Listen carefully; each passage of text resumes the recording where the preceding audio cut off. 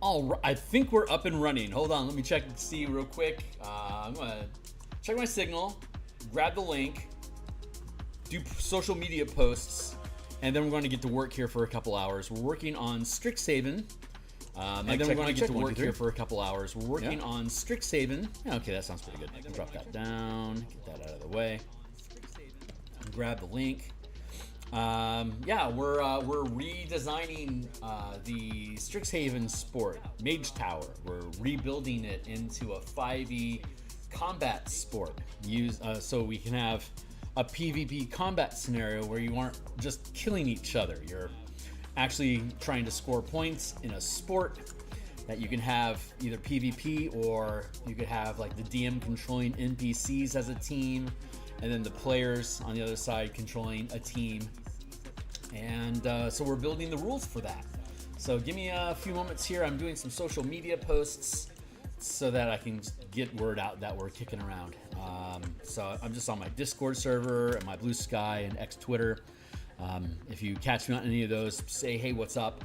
For those that aren't familiar with the channel already, hey, my name is Phil Kearney. I create role-playing games, I illustrate them, and I publish them online. I've been creating content for Dungeons & Dragons 5th edition since 2018. I've been a Dungeon Master since 1987. I've been a Magic the Gathering enthusiast since 2000. Magic the Gathering enthusiast since 94. A freelance illustrator since 99. And the first books that I created on the DMsGuild back in 2018 was the Color Mana Spell Point variant rules, where we replaced the Vancian spellcasting system and the 8 schools of magic with the Color Mana system and mana points from Magic the Gathering. And since Wizards of the Coast owns both Magic the Gathering and Dungeons & Dragons in 2016, they began importing Magic the Gathering settings into the 5e game engine. But when they did, they left the system, the Vancian spell magic, like the spell slots and the 8 schools. They left that intact. And so, like the guild, like the 10 guilds of Ravnica, there's 10 guilds, but they all just, use a 3rd level spell slot to cast counterspell, whether there's blue mana or not involved. That's just something you don't worry about. So I think a lot of us, me especially, when they started creating Magic the Gathering settings for D&D, all the previous editions, they created all these nuanced, unique mechanics that would support the setting, which to us meant we're going to see a color mana system for D&D 5e. Didn't happen. So that meant, well, if no one's going to do it, then I know how, so let me do it. And so I built it, and then we put it on DMsGuild, and we've just been building off of it since then. Now that we have new rules for 2024, we are, and I've ran Color Mana from multiple campaigns over the past 7 years, from level 1 to 20. I've got a lot of advancements in it, which haven't gotten into any of the books yet, that I want to update everything for the 2024 mechanics and rebuild the Color Mana system so that all 14 classes, including the Scion, has this universal mana system using the color magic as your magic paradigm.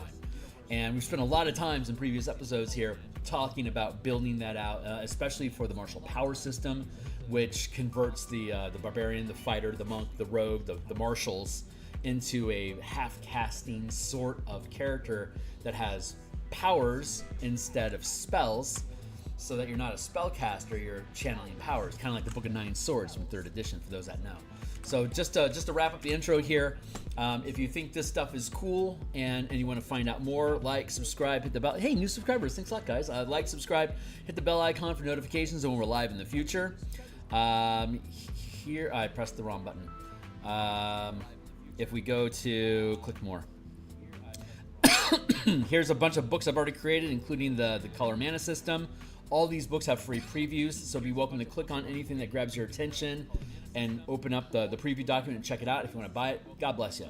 The full playlist of all the Color Mana design, as well as the martial power system, is here. And let's see, we're working on our playtest document today. So we've got the Mage Tower playtest. Click here. It's going to be a read-only document for you because we'll probably be publishing this on DMsGuild, so I can't just give you the rules for free. I want to publish it first before I give you the rules for free. So again, if you link down below, like all the books that I publish personally, 100% free preview. So what you buy the book to get the assets that I include, like tokens and maps and stuff like that, as well as to encourage me to do more of this stuff in the future. So cheers. And then the martial power system and the color mana system that we've been developing for 2024 D&D. Click there. Again, another read-only document that you'll have full access to once it's published. All the breakdown of how the martial power progression system works with short rest mana, the half casting scaling. Literally for all 14 classes, we have, well, here's all the rules for how channeling works. My internet's a little choppy right now. I'm hoping I don't get disabled. But all the rules for marshals channeling mana to trigger power effects. Here's all of the powers that go along with it. The disciplines, which cost mana, and then the meta powers, which are like cantrip type effects that don't cost any mana, including acquiring weapon masteries, as well as feats as alternates to spending mana. Instead, you just deck out your character with feats, weapon masteries, fighting styles. And then all 14 classes we have built out. All the 2024 is converted.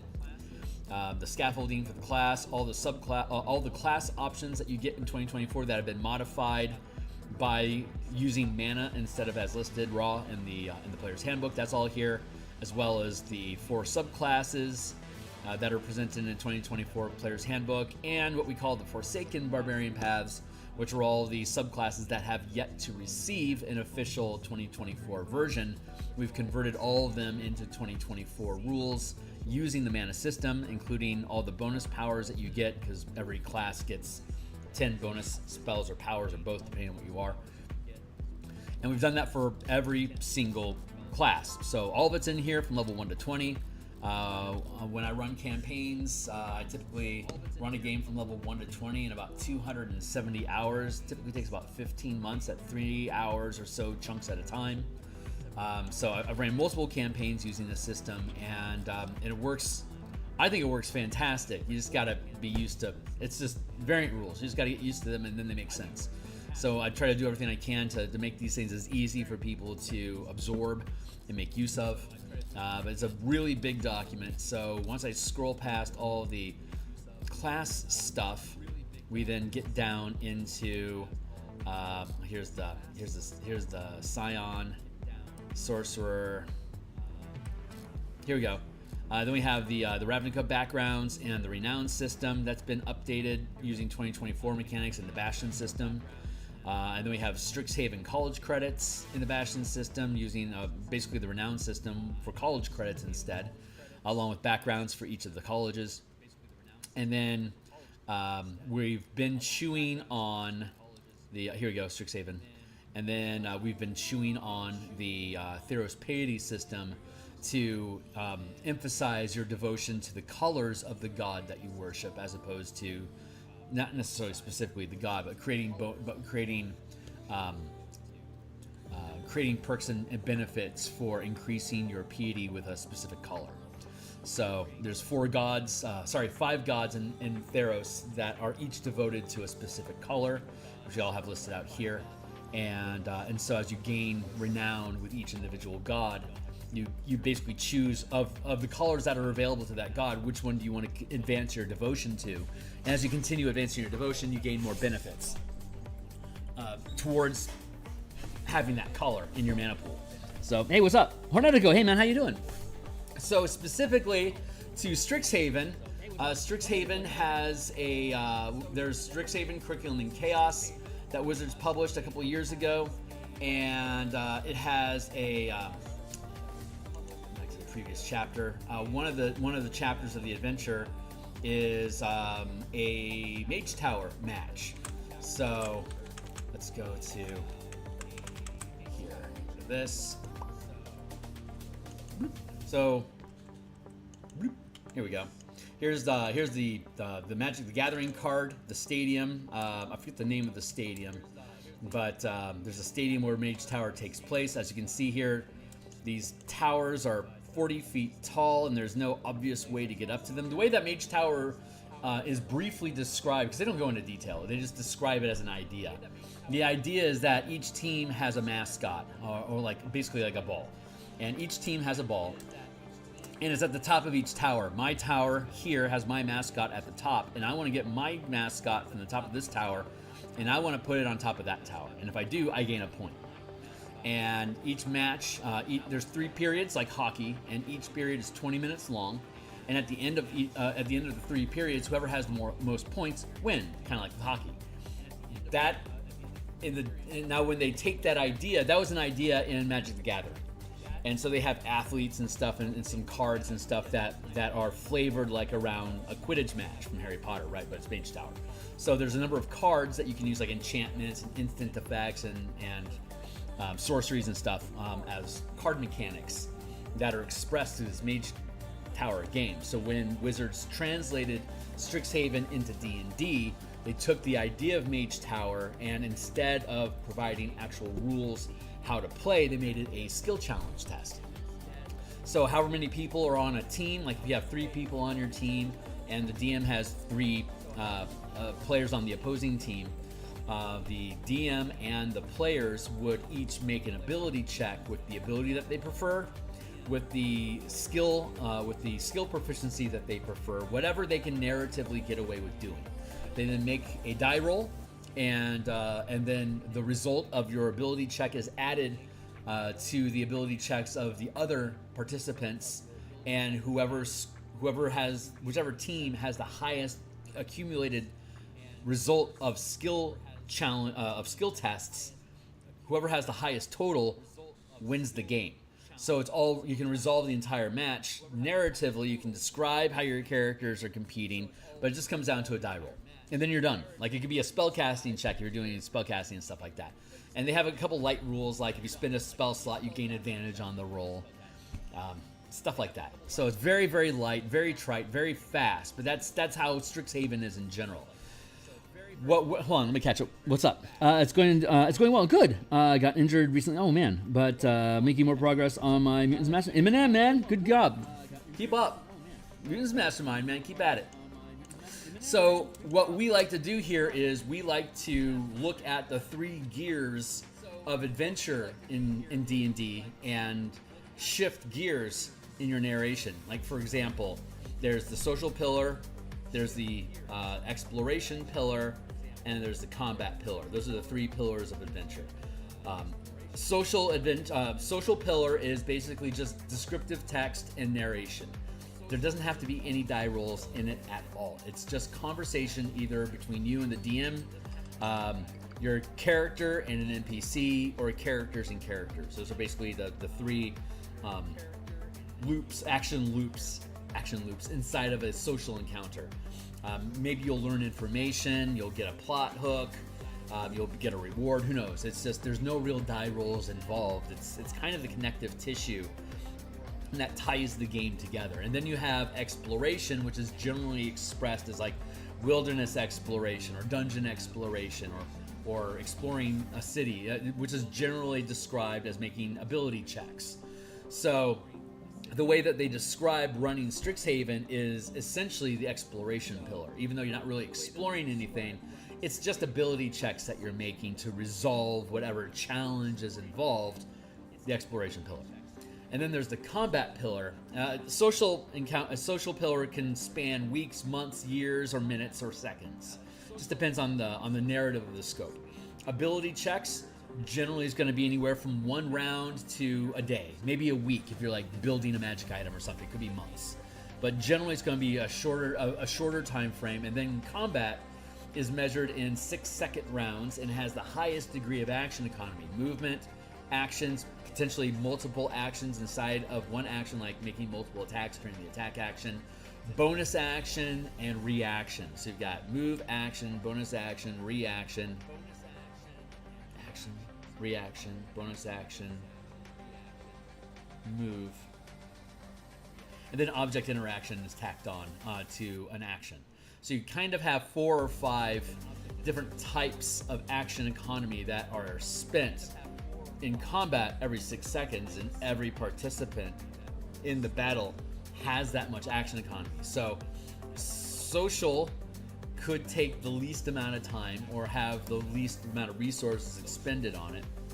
Exploration has a moderate amount of time spent and could expend resources, but not necessarily. But there are chances of success and failure through die rolls.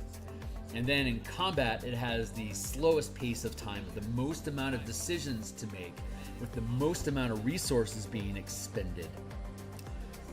And there's multiple die rolls to determine success or failure. Sometimes multiple die rolls in the course of one decision, of one action during one character's turn in one round of combat, which could last 12 rounds. So combat takes the longest amount of time.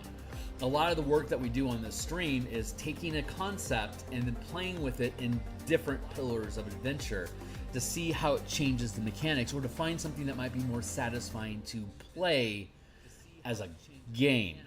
So in this example, we're taking the idea of a match of Mage Tower and we're converting it into the combat pillar of adventure, so that our characters that have all these movement, reaction, action, bonus action options can use them to try to score points. So we're building the rules of how to run the game, and then once we lock down the rules, we'll then build athletes that use those rules to do cool shit. And if everything goes well, we can play test it, and if it's fun, we can start farming it out as something for people to play. And like, we don't know how long a match is going to take, but if we could resolve a match in like 40 minutes to an hour, then like you could potentially play a match of Mage Tower like during lunch. Or like if you're just doing, like if someone's going to be late to the table, you don't want to start without them, just run a match of Strixhaven, run a match of Mage Tower. Fun and easy. So that's the idea. So we're going to continue. We were musing about the mechanics of how to play this on Monday this week. It's Thursday this week now, and I've had a lot of downtime and commuting and work and stuff for me to consider the best way to conduct the game. And this was the preliminary field that, or arena, that the characters would be competing in. And we're keeping it, it's not like 40-foot towers and a 500-foot arena. That's too big for a 30-foot action economy, like 30-foot movement. It's too big. So we're reducing it down. It's like a street sport, like that you could play on the road, right? Hoping to get it done before the 4th edition of Monster. Oh, wow. I did not know there was one coming out later on this year. Good luck. Yeah, so we're grinding this down to be something small enough that it only takes like 1 or 2 rounds for your character to get within range to attempt to score points. So it's fast and snappy. So we've got the document here that we had mentioned. Actually, that's the Martial Powers playtest document, which is here. And we'll be using this and all the color mana rules that we have that are linked down below to build athletes. We'll build martial characters, full casters, and half caster hybrid Grish. So we'll have different types of characters. I'm thinking a match of Mage Tower is anywhere from 2 to 5 players per team. So if you have like say 4 people that want to play, you could do PvP matches of 2v2, or you could have PvE where the DM controls 4 characters and is the referee versus a team of 4 players. So either would be fine. If you have an odd number, like if you had like say 5 people that showed up, you could have like one team of 3, and then the other team has 2 with a NPC that the DM controls. So in this scenario, since it's set rules of PvP, the DM can actually participate at the same level of engagement as the players do, since the entire encounter is set within the frame of the arena and the rules are consistent.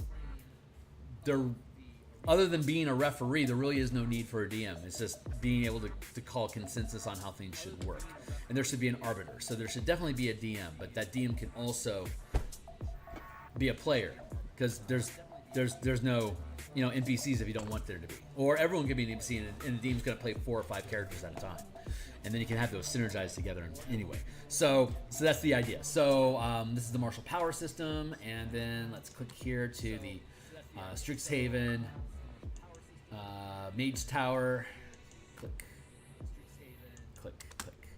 There, Strixhaven Mage Tower PvP sport. So we had some initial ideas here, and the initial map. I think I want to update this stuff. First off, I think what I want to update is the map.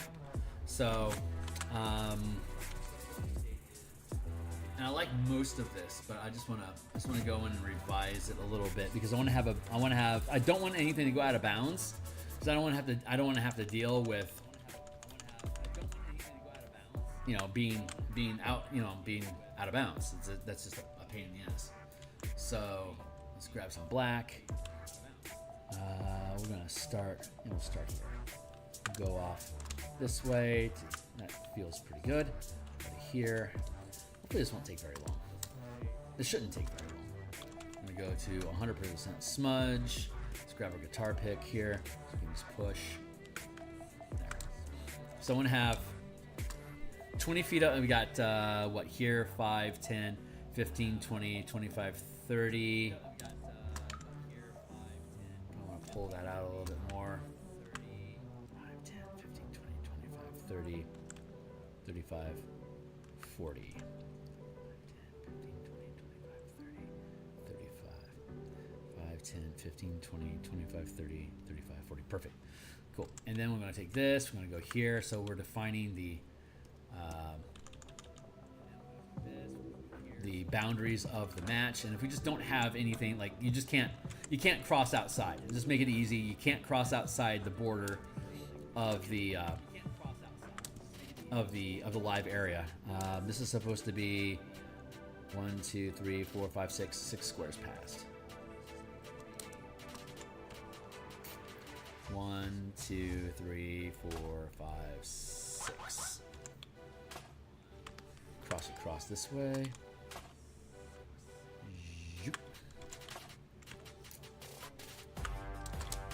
So you can't go out of bounds. The ball can't go out of bounds. So there's no reason for gameplay to stop, because there's no out of bounds.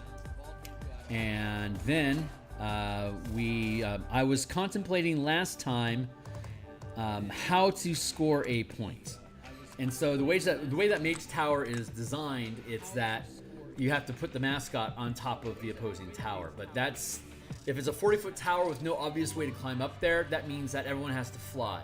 Which is generally, like they said, generally like flying is encouraged because it's easy to get to the top of the tower that way. It's like, well, that eliminates like 10 of the classes, so fuck off. That's not in MTG, where there is no rules about individual characters, and it's about the setting and the players competing to eliminate each other's hit point totals to win the game. But that's just one of the winning conditions. There's multiple winning conditions in the game that, like milling out, like running out of cards to draw, for example, will end the game for you. And there's a lot of different winning conditions that don't necessarily have to do with how Strixhaven Mage Tower works.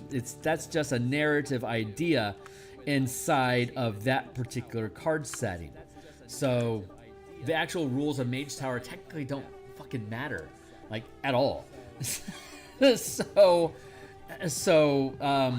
to take that into account, 1, 2, 3, 4. 1, 2, 3. Oh, perfect. We're gonna take this. So what we were considering was, what's the action? Like, how do you score points? So the idea then is that instead of it being a 40-foot tower, let's just make it a hill, like King of the Hill, like a hill you have to climb, and then have a goal at the top, which is like a bell, for instance. Like it could be a hoop, but I think we're gonna make it a bell. That if you hit the bell with the ball rings, you score a point. There you go. You don't have to make the bell ring to score a point. You just have to hit the bell. It just makes a pleasant noise to let people know that you scored a goal. So like casting silence on the bell wouldn't prevent people from scoring a point, because it's not about the sound that it makes, it's about just hitting the thing. So then the problem was, well, if we make hitting the goal be the way that you score a point, if you have a melee character that has, like, say, like a fighter, for instance, has 3 attacks per round, 3 attacks per action plus potentially a bonus action, right? Or like the new monk at 11th level has 2 attacks as a standard action, and then can make flurry of blows as 2 attacks as a bonus action. If that monk was able to use like the ball as part of his unarmed attack, that monk at 11th level could have 4 attacks on the goal if you're within melee range, trying to hit the bell with the ball, right? And that is going to outpace, and then it just basically becomes an attack roll, versus what will probably be a ridiculously low armor class that's incredibly easy to hit. Even if you have like partial cover and disadvantage to the attack roll, you're probably going to score a point, which is good because it allows us to process through a number of points. But it's bad because in D&D, attack rolls is the most abundant die roll resource during combat. So we have to curb that, so that the ability to attack doesn't drastically outstrip, like if you have a goalie, to drastically outstrip the goalie's ability to defend the goal from being attacked. So like if you look at soccer, or if you look at basketball, those are hockey, these are all good examples of the player, and I specifically didn't say football, because in hockey and in basketball and in soccer, the ball is a projectile weapon. It's not a projectile, sorry. It's a thrown weapon. So you only have one attack, because as soon as you attack, it's out of your hands. If you want to make another attack this round, you have to move to a place to fetch the ball, and then be in a position where you have line of sight and within range of attacking the goal. So you're making thrown weapon attacks at the goal using the ball as your weapon that you're throwing or kicking or headbutting or whatever towards the target. So that tells me, and that means that you've got one attack and then you have to go get the ball. So if you're making an attack against the goal, then if you have a goalie, that goalie has one reaction to try to prevent you from succeeding at hitting.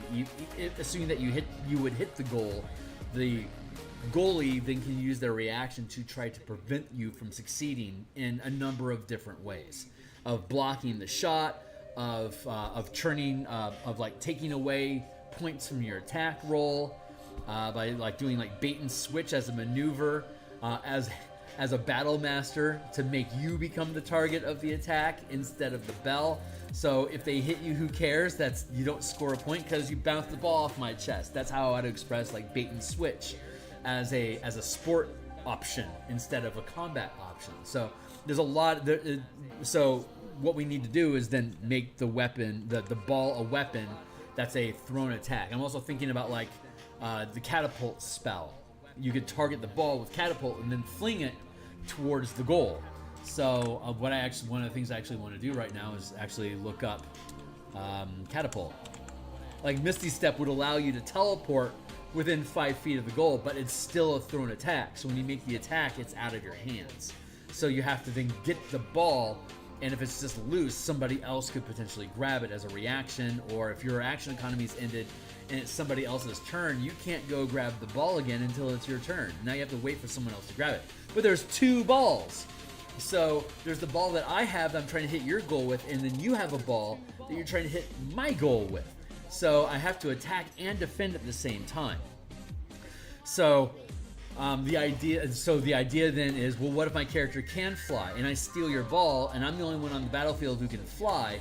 I take your ball and now I'm flying and I have my ball, so I can attack your goal, but since I have your ball, you can't ever make an attack on my goal. You can never win that way, unless you can get me out of the sky, but no weapons.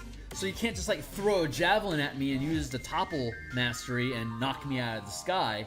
You just can't do that. So we have to have rules in place about how like holding, right? You can't hold the. So I think the idea is you can steal the ball, you can carry the ball, you can have the enemy's ball, but at the end of your turn, you have to let go of the ball. So it's not yours anymore. So it's just loose and somebody else can grab it.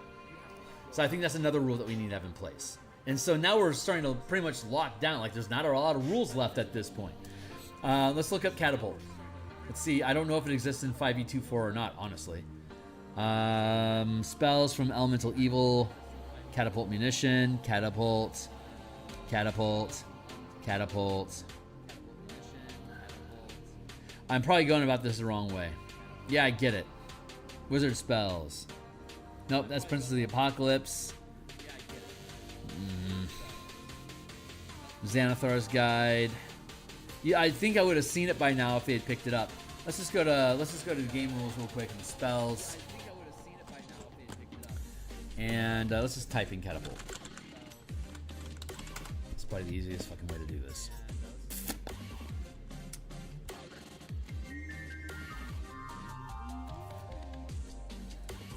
It doesn't say Legacy.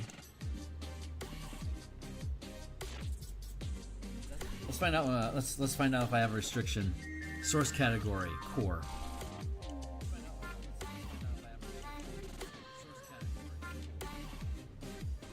Yeah, no, okay, it doesn't exist in the new rules, so never mind. Although I guess we could include it. Let's look at it anyway. Catapult from Xanathar's Guide, first level spell. Yeah, down here, Elemental Evil Player's Handbook. There you go. Choose one object weighing 1 to 5 pounds within range that isn't being worn or carried. The object flies in a straight line up to 90 feet in a direction of your choice before falling to the ground. Stopping early if it impacts against a solid surface. If the object would strike a creature, that creature must make a dexterity saving throw on a failed save. The object strikes the target and stops moving. When the object strikes something, the object and what it strikes each takes 3d8 bludgeoning damage. So we would have, if we were to implement this, we would have to make the ball indestructible or can't be damaged, like it is immune to damage. When you cast a spell of a higher spell slot, it deals more damage. So like if I wanted to, this is a, it's a dexterity saving throw. It's not even an attack roll. Huh. Okay, well objects objects automatically fail dexterity saving throw. So if you use Catapult, it would, in this circumstance, be an automatic hit, which is great news because it doesn't exist in 2024. So I don't have to worry about it. I'm cheating now. But I could cast like Animate Object on the ball. There's nothing that says I can't do that. And then I could command the ball to go attack attack the goal. And that could work. So now I have to keep the ball from attacking the goal, but it's also not going to be carried by anybody. It's just going to be running around independently. I think that's fair. It'd be under the control of the caster until somebody picks it up and takes control of it. So that's okay. So yeah, I'm happy that Catapult doesn't exist. That's good. That's my timer. Make sure I stay on course. 2 to 5 players per team, PvP or PvE. It'd be fun. It's going to be tiny sized so that both small and medium sized characters can carry them easily. Let's see. Arena. Can't go out of bounds. We'll probably have separate sections in here. Technically, it's mascot. Indestructible.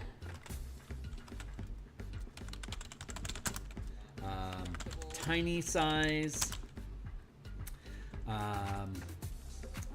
Thrown weapon. And we had already determined in the last session, we determined the range for the attack would be 20 feet in normal range, and then 40 feet would be long range. So you only have a 40-foot range to be able to throw the ball, the mascot. That way you have a reason that you need to close distances. I'm going to put a half court here.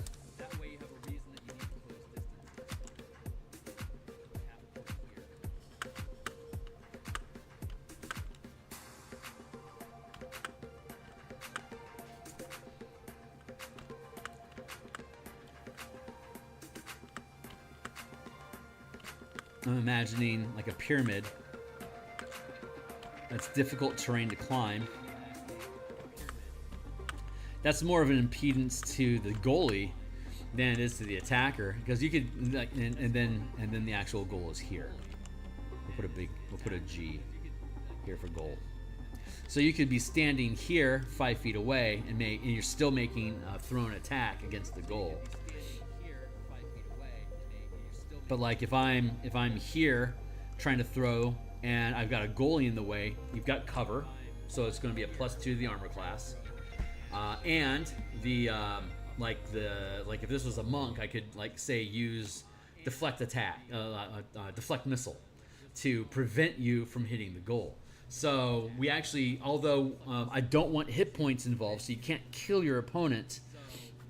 Damage doesn't do anything, but like you can trip people. So like you want to hit them like with an unarmed attack, or like you want to use instead of an attack, you want to push them, so you can use topple, so you can knock them down or push them out of range, so that they like if I was say on the edge here and then my opponent used push and I failed my saving throw, pushes me out of range, I now need to be able to close distance to get back in range for being able to make the shot, because I only have a 40-foot reach. So that's why I'm creating these zones here, so it's easy to visualize. Am I within range, or am I in normal range, or am I in long range? I'm also thinking when you throw the ball, you've got 40 feet. You've got 40 feet where the ball is going to move 40 feet. Period. So like if I'm here and I make the attack and I miss somehow, 5, 10, 15, 20, 25, 30, 35, 40, the ball will end up here. So now I gotta, if I want to make another attack again, I gotta trot my happy ass over here to get the ball, and then I'm within long range here, so then I could throw the ball again at disadvantage. But I would have to use all this 45 feet of movement speed to get to it. So if I had multiple attacks during a turn and I made an attack here, and like say I'm 5th level, I need to have 45 feet worth of movement to get over to that ball and pick it up, to then be able to throw it in the first place, in the second time. And my character might not have enough action economy for that. Like the rogue could use dash, but a rogue also only gets 1 attack per round.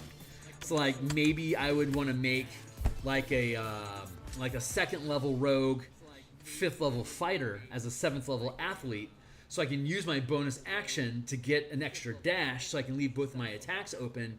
So in this scenario, I could potentially attack twice. And I want to do something that'll increase my movement speed, so I can actually get that 45, or well, I'd have potentially 60 feet of movement if I'm going to use my bonus action for dash. So I'd have 60 feet of movement under normal circumstances, my normal movement speed, and then the dash action gives me another 30. I could potentially be up close to the goal, throw, it gets deflected, or I miss somehow, and then I have enough movement to go grab the ball and then potentially make another shot again.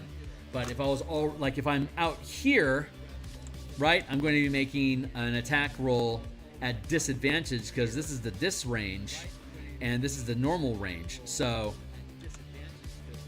I'd have to be inside this range here to be able to make the attack, and that'd be 5, 10, 15, 20, 25, 30, 35. It'd be a 35-foot throw that I would make, and if I miss, it would end up here. So now this is difficult terrain, so I'd have to go 5, 10, 15, 20, 25, 30, 35, 40, 45, 50 to be in a square adjacent to where the ball fell, pick it up, and then make another attack. Meanwhile, there could be we could have potentially 2 goalies, one here and say one here, and the one that's down here is attempting to like cast compelled duel on the target as a taunt. So now if you don't attack me and you choose to attack the goal, you're at disadvantage on your attack roll because you chose not to attack me, and you can't move further away from me. So I can hit you with compelled duel, and then I can hit you in here. But now, while you're affected by compelled duel, you can only move in this direction.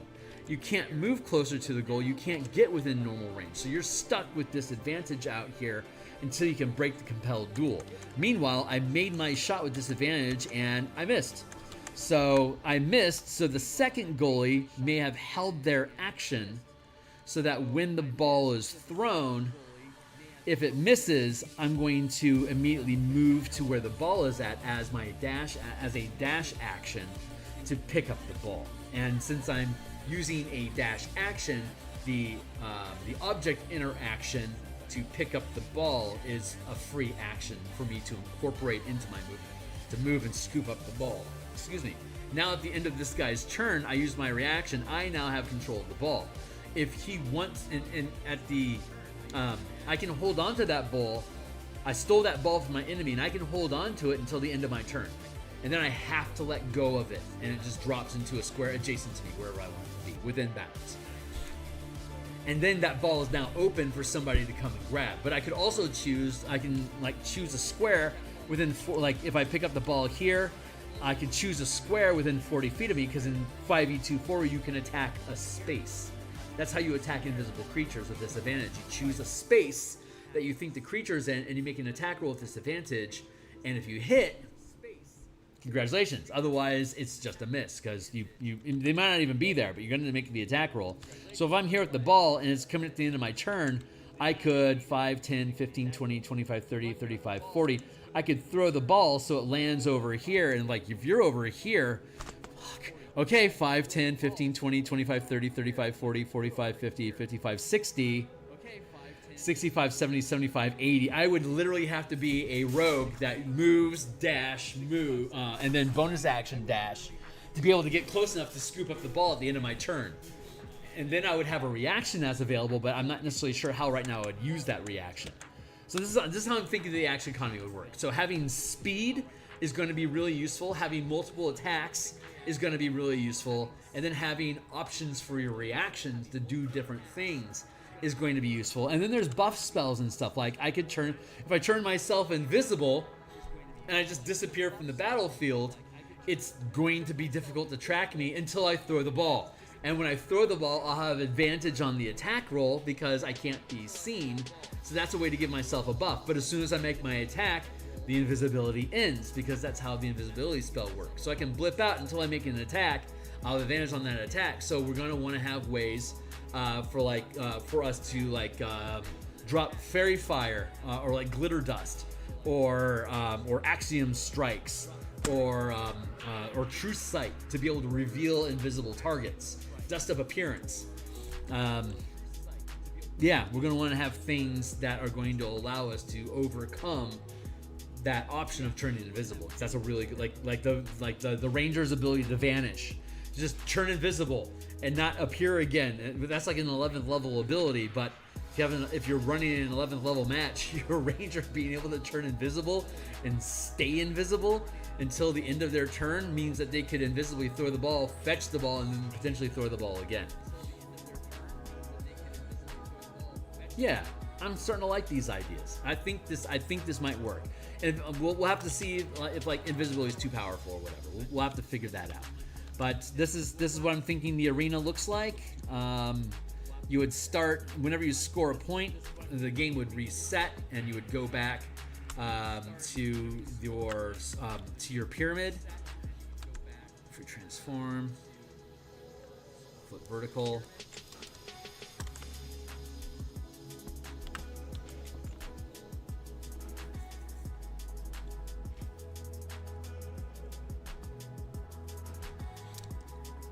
So we're going to need to run this at all levels, all the way up to 20th level, so we can see what 9th level spells do, right?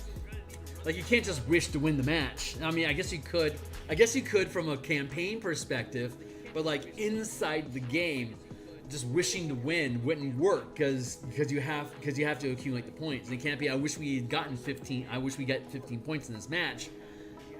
But you haven't. You can't change time like that. You can only modify with a wish spell. You can only modify up to one round. So maybe you could score a point. I wish I had hit the bell instead of missing it. I would allow you to do that, but now you're going to blow a 9th level spell to score a point. Maybe it's worth it. If it's the championship, it might be worth it to be able to wish for a miracle to hit, or to call on your God's grace and use miracle to trigger an effect. Who knows? I mean, I think there's a way for us to probably incorporate without banning any particular spells, with the idea that you can't hurt or kill each other. But dealing damage is important because we need to know how much damage are you going to deal when you throw the ball. So if a monk is capable of deflecting it or not, the monk has to reduce the damage down to 0 to be able to catch and thus gain control of the ball. You have to reduce the damage to 0 to do that, like for the monk.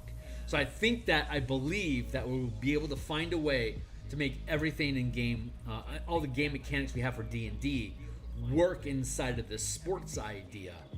And if not, then we'll just have to have a short list of banned spells. Like, you can't disintegrate your opponent's ball. The opponent no longer has a ball. That would be a foul. Like, that would be an example of, like, you can't fucking destroy the ball. But you could, I guess you could banish the ball as long as it comes back at the end of your turn. That might not be so bad. But, like, I could hit you with hold person. And paralyze you because you're not out of the game permanently. I couldn't like banish you for more. I could banish you for now, but not for the entire round, or not like for 10 minutes. I think if you were to take something off of the battlefield, it has to return by the end of that same turn. So like I could banish you so you can't block me, so I have a clear shot. I'm going to spend a 4th level spell slot to make you disappear, so I have a clear shot.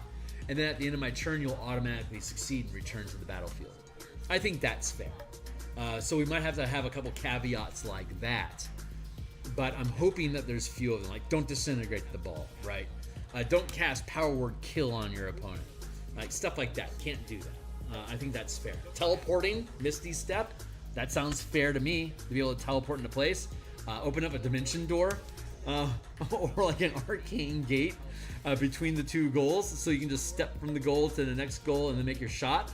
Okay, make sure you have a goalie. I mean, maybe they'll get a point on you, but then at the end of the round, at the end of the point, everything resets and all the magic goes away. I think that's how we need to do that. Hey, what's up? It would be the most gratuitous misuse of a witch spell, though. Damn straight. But exactly, that's what makes it fun. Calling the mascots makes me imagine these people chucking animal plushies around at high speed. That is what they're doing. That is literally what they're doing in Strixhaven. If I'm Team Silverquill, I'm going to have an ink blot blob as my mascot, and I'm going to grab that blob and I'm going to rush the enemy's goal. There's Quandrix has a fractal, which is I think a spirit. Prismari has an elemental, either water, fire, earth, or air. Silverquill has an ink blob. Witherbloom has a pest, which is vermin, and Lorehold has a construct, a golem, which is a construct. So those are the 5 types of mascots, and they can be anywhere from tiny to medium size. So making them tiny would help assure that they don't reduce your, like, if you want the ball, and like if you want to take, like if the ball is loose on the ground, it is technically a living creature. And I'm thinking putting them inside of Odalic resilient spheres, like tiny little resilient spheres, so that they can run around like a globe, like a hamster ball, but they can't take any damage because it's an indestructible force effect. So like you can throw it and deal damage with it, like 1 point of damage plus your modifier, plus whatever abilities you're using to ramp it, like put a paladin smite behind it, like a banishing smite or something behind it. Do an extra 4d10 damage, plus your strength attack, plus your strength bonus, plus the 1 point that the mascot does itself. And now, if a monk is stepping in to try to deflect the attack to prevent you from scoring a point, you're going to have to like maybe deflect 30 points of damage. Otherwise, it gets through your defenses and it hits anyway. Just like sometimes when a soccer goalie dives for a shot, it clips off their hand. They just weren't able to absorb the shot, and it scores a goal anyway. That's kind of what I'm imagining there. So, neat ideas. I think it can work. So this is the arena. And what is this? 5, 10, 15. 5, 10, 15, let's do it this way. 5, 10, 15, 20, 25, 30, 35, 40, 45, 50, 55, 60, 65, 70, 75, 80, 85, 90, 95, 100, 105, 105, 105, 210 total. And this isn't quite square. This should be 85. 5, 10, 15, 20, 25, 30, 35, 40, 45, 50, 55, 60, 65, 70, 75, 80, 85, 90, 95, 100, 5, 10, 15, 20, 25, 125. What do I know? 125.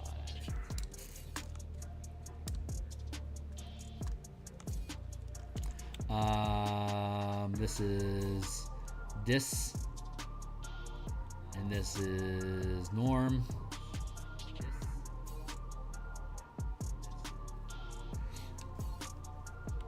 This is half court.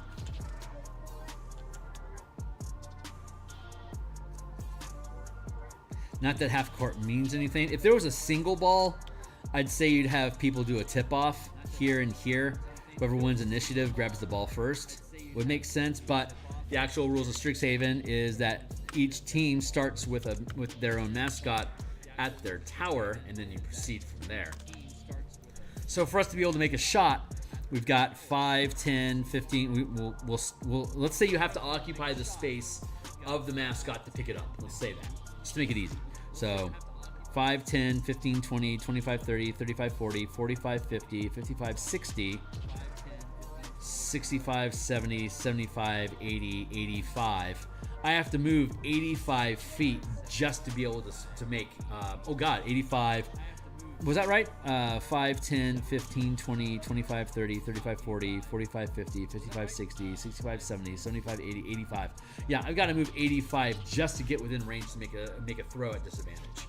So unless I've got a bonus action dash or a really high move speed that I can use a dash once, I will not be able to make an attack on the first round.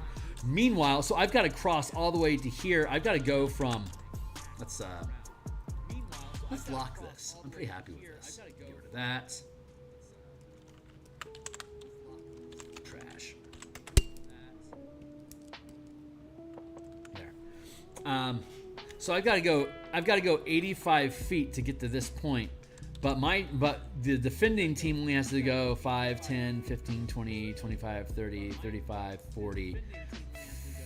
Yeah, I only got to go 40 feet to intercept you here. And then I could potentially, a barbarian has a move speed of 40. So if you're just going to mad dash and get within range to make an attack, my barbarian could just move 40 feet, get within melee range of you, and then use push. You have to now make a saving throw, and you've just been shoved, back 5 feet? So now you're out of the area. You're no longer within range to make the attack. And you've got the barbarian in front of you. You've got to get around the barbarian somehow to be able to get within that range to be able to make the shot at disadvantage. So I'm thinking the best way to, oh god, but you have disadvantage. You have difficult terrain while you're on the pyramid. So I'm thinking if your team has to start on the pyramid, somebody has to be on goal, and then any additional players need to be someplace inside the confines of the pyramid. So that way, you could start, if you have forwards and a center, you could have them here, so their first step off isn't at disadvantage, or isn't difficult terrain. So they can just immediately start off without difficult terrain. But whoever is going to start with the ball automatically has difficult terrain to deal with. 5, 10, 15, 20, and then 25, 30, 35, 40, 45, 50, 55, 60, 65, 70, 75, 80, 85, 90, 95. I actually have to go 95 feet with the ball from here to here. So even if I had the fly spell on, I'd still have to use the dash action because I only have on flight 60 feet worth of movement. So the first round of combat is going to be positioning, and potentially you can't kill each other. I don't think you should be able to deal damage to each other either, but you can push each other.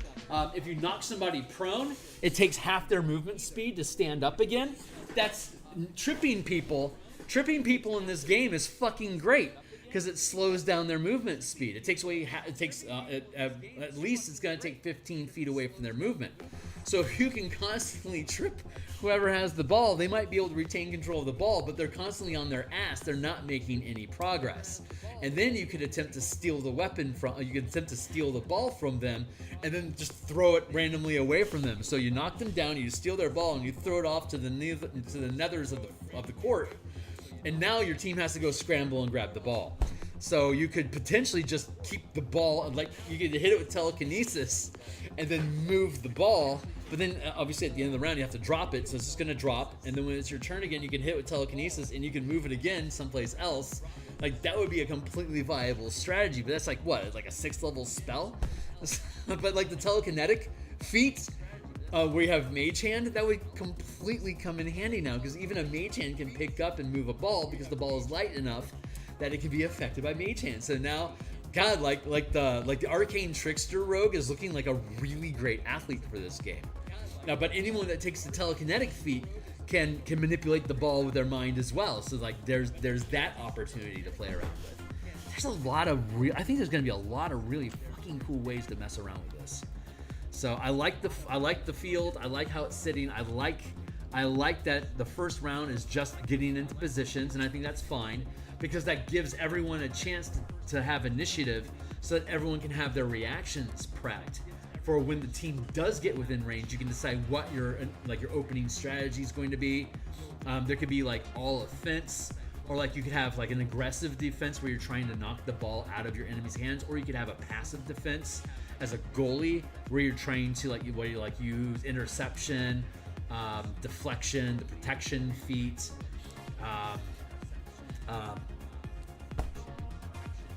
I think like Force Cage would probably break the rules, because you have to be able to hit the target. Like you can't permanently like put like wall of stone around. You can't just surround it in wall of stone to prevent the goal from being hit. That sounds like that'd be illegal, just as much as like banishing everyone from the board, or like banishing their ball would be illegal, because you can't actually play the game if you do that.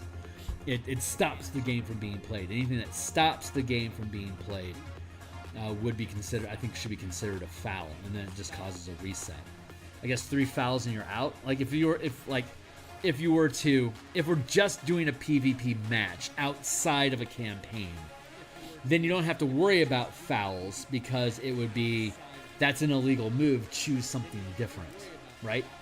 But if you're actually in campaign, where these are characters that you're progressing a story with, and the match isn't important, but the results of the match is, or like the fallout or the interaction inside and outside of the match as part of an ongoing campaign, if that's what's important, then you would be able to use spells that are illegal and score fouls and potentially get kicked out of the game, cause your team to lose, because that could have a narrative beat, or there could be a narrative beat where the opponent is cheating and you're trying to prove it. You just can't get the referee to see it, right?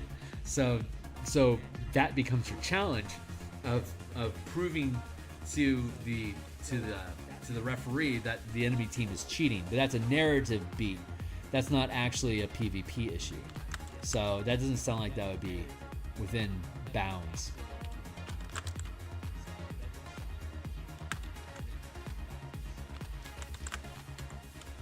Let's grab this real quick.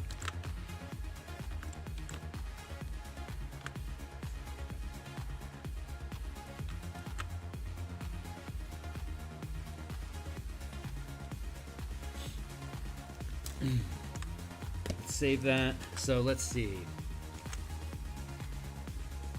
How do we want to parse this out? Hey, what's going on, everybody? Looks like we got a cool little crowd going on. So if you think this stuff is cool, I'll be running matches of this on my Discord channel. For those that are new, welcome to the mix. I stream 9 times per week. I do artwork in the morning. I do game design like this in the evening and the afternoon. So I'm always doing something. Here's my Discord community, free to join. We'll be running Strixhaven matches. I personally DM a mega dungeon using the martial power system on Saturday mornings.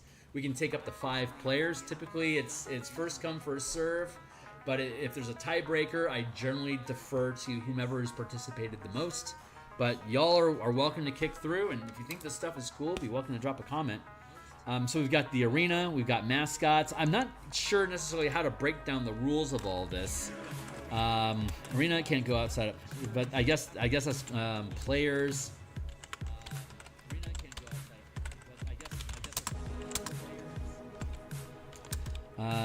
2 to 5. Let's see. Goal. How to win. So the idea was 3 periods per game, and I'm thinking whichever team scores 3 points first wins a period. Whichever team wins 2 periods first wins the game. So that way we don't have to have a 20-minute period and see how many points can we accumulate, because a 20-minute period is 200 rounds of combat. That's 600 rounds of combat for a single match. That's bullshit. I've ran 600 rounds of combat across like 6 games, like 6 sessions. That's a ridiculous amount of time. I want this to be fast and quick. So if your team is capable of scoring 3 points right off the bat, and then 3 points again without any contest, within 6 points, the game is over. That team is obviously powerful. Now the enemy has to devise strategies to counter that play, to see what they can do. Is like, that's a really good offense.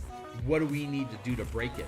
And now it becomes a meta race where you're looking at a strategy that wins, and then we have potentially that paper, rock, scissors, that trilogy of paper, rock, scissors that you have like in Magic the Gathering of like aggro versus economy versus disable, or like countering. So you have like that's like the triad of action economy inside of a Magic the Gathering game. Where like you have red aggro, which is like flood the board with damage and overwhelm your enemy. And then you have economy, which is accumulate more assets faster than your opponent, so you can overwhelm them that way, which is like a sliver, like a sliver, or like a scute swarm, for instance. Just accumulate so many that your opponent can't stop it. And then you have disable or disarm, which is shutting down, like counter spells and dismissals and board wipes that prevents your enemy from making any kind of progress, to prevent them from winning the game and to outlast them by just shutting down all of their offenses. So like that's the triad of conflict and game design. And we can see that, we can potentially see that in this PvP Mage Tower of like, do we want to go heavy defense where we're taking control of the enemy's ball and preventing them from making any points, while we're in a low power edge going towards scoring a goal ourselves?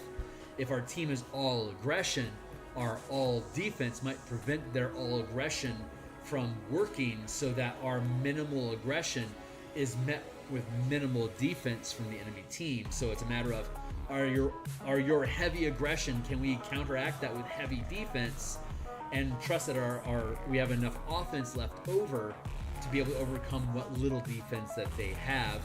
Or do we want to potentially outmaneuver, outflank, outdistance, out attack, to have more attacks more often, or better attacks that are more difficult to deflect? That could be our resource pool of being able to stack up effects on our enemy team. And then we'd have disabling, which could either be passive and being goalies and protecting the goal from actually being hit, or it could be an aggressive, it could be a hostile defense where we're paralyzing, tripping, pushing, blinding our opponents. You can't kill them. Hit points don't matter. Hit points don't matter as far as like I can't hit you with a fireball and I just killed all my opponents. Now I got a clear board. No, that fireball would literally do nothing, because you can't deal damage to each other. You only use damage as a means of calculating whether or not you're able to, like, if you could like reduce damage, and then like if I cast Warding Bond on the goal, and then I have I don't know, some sort of a ward effect that reduces the damage down to 0, like if I can make it indestructible, like immune to bludgeoning damage, then if I can make it immune to bludgeoning damage, then if you hit the goal, it technically didn't deal any damage, so that means that you technically didn't score a point. I guess that would mean that we would want to make it force damage, so let's add that in. How to win, 3 periods per game, whichever team scores 3 points, total first wins. Arena, can't go out of bounds. Let's see, each team starts, how to win, arena, timing. I guess that's something that needs to be managed. Players is pretty cut and paste. Arena, can't go out of bounds. Mascot, indestructible, tiny, thrown weapon, 2040, deals 1 point of force damage, plus ability, plus any spell, power, abilities. Players cannot take damage, but can be targeted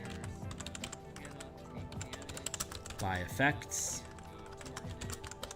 I have no idea how I'm actually supposed to structure this, so I'm just kind of throwing down ideas right now.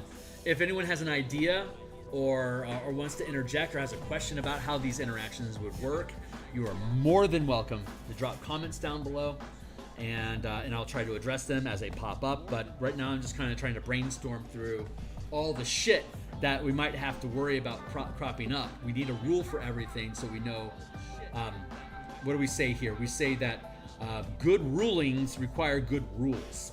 So you have to have well-defined rules that cover a lot of ground, so that when you hit a gray area, you already have enough like background rules in place that it can cover whatever this weird scenario is that you found that we don't have an answer for. Like, can I disintegrate the ball? Does that mean that the opponent wouldn't be able to play anymore? Yes, it does. Well, then you can't fucking disintegrate the ball, for example.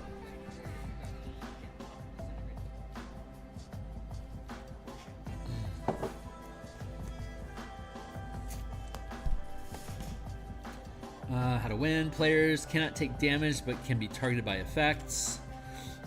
Arena. Timing, mascots, players,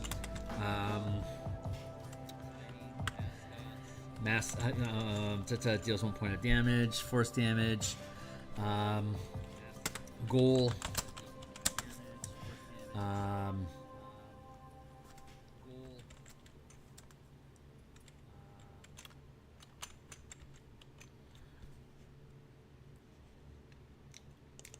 let's see.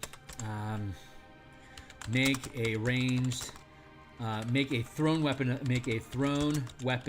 attack with your mascot to damage the goal,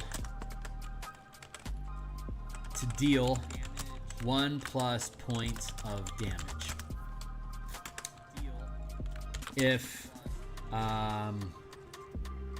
If the attack hits, but all damage is reduced to 0, no point is scored. That triggers the monk's ability to deflect, different spell effects that might come into play. I think I don't think there's I think there's very few things that actually make you immune to damage, but like and it's force damage. So like absorb, like let's take a look real quick at absorb element.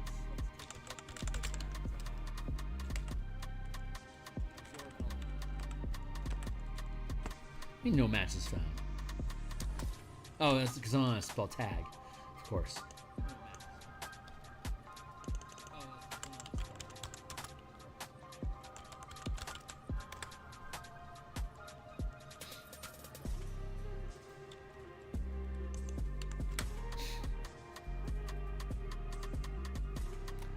am I fucking crazy? This is a thing, right?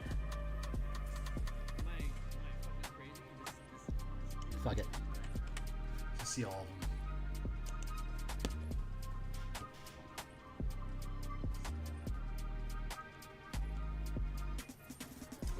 Is it called something different? I thought, or do they not have absorb element in 3rd edition anymore? In 5.5? Maybe it's just been removed.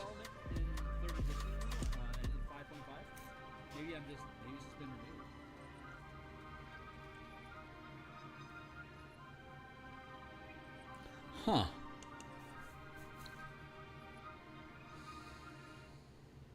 Now I'm just curious. Oh, wait. 12 damage reduced by D4. That's not it.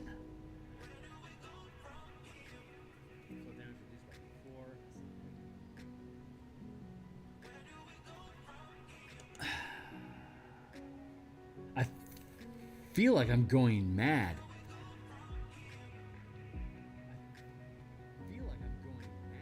I mean, obviously it's not here.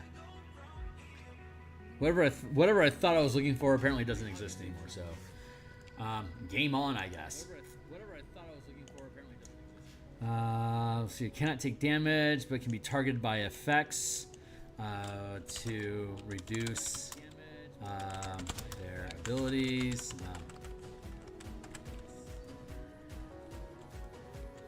Options. Timing. Under timing, it would be. Let's see.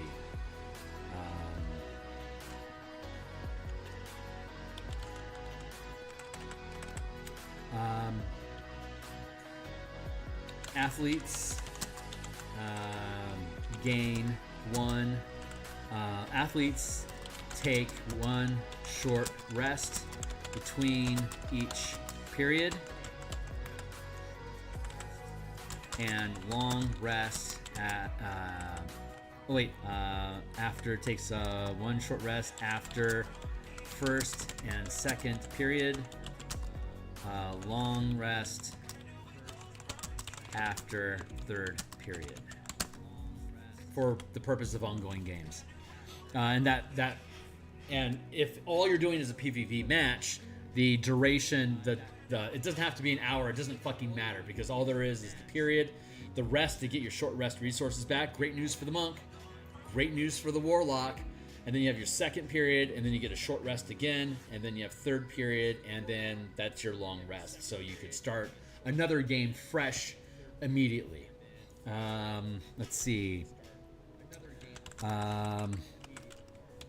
You can hold an enemy mascot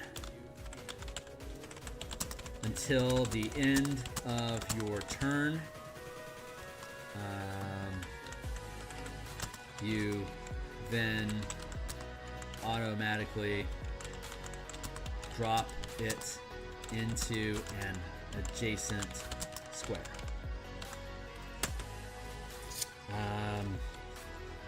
Let's see. Concentration and other spell effects that are active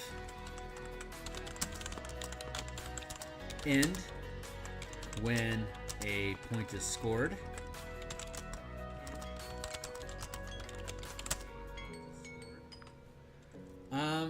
Point is scored or at the end of a period.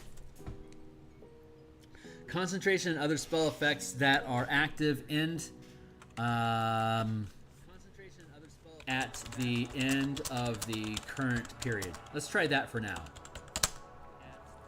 That way, like, if you have haste up, as long as you don't lose concentration on haste, it'll last that entire period.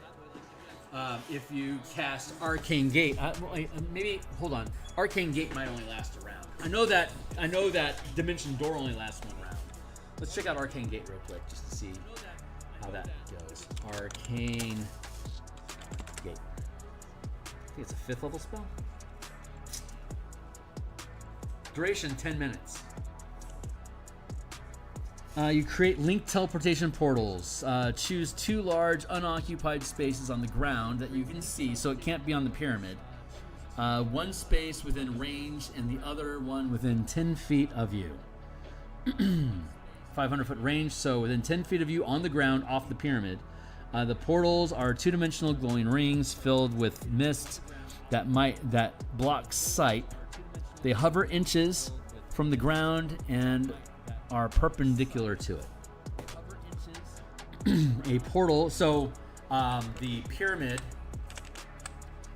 each step of the pyramid is 5 feet, so that's 5, 10, 15 feet. So if I opened a portal here of Arcane Gate and tried to throw the ball through it,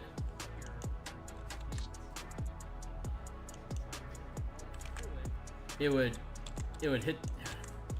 Thank you. It would hit the pyramid and then roll back down. So that's not a problem. A portal is open on only one side. Anything entering the open side of the portal exits from the open side of the other portal as if the two were adjacent to each other. As a bonus action, you can change the facing of the open sides. Is this a legal spell?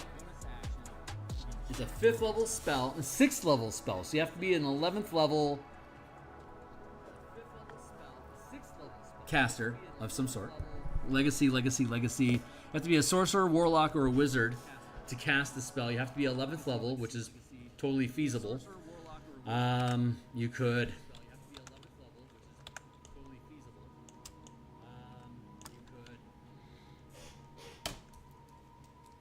I could set up a teleportation circle.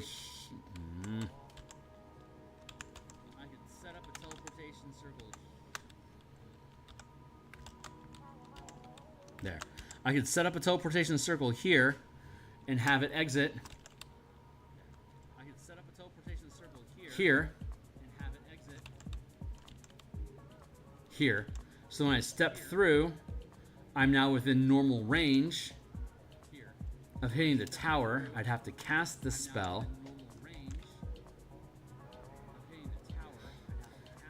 See, I would...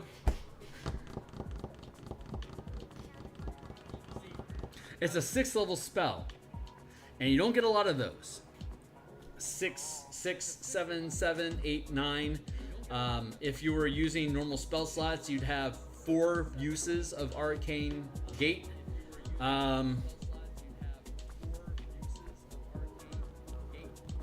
You'd only have 4 castings per match because a long rest is per game. So your high level magic, your high magic, you'd only get 1 of each level for the entire match. If we allow this to stay open for a period, casting that is pretty much guarantees that you trivialize distance. So that makes me think that a spell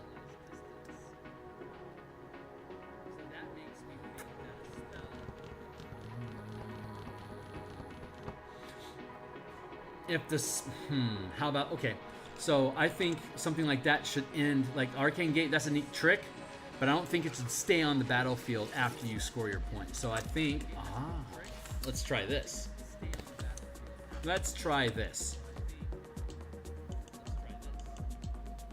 Timing.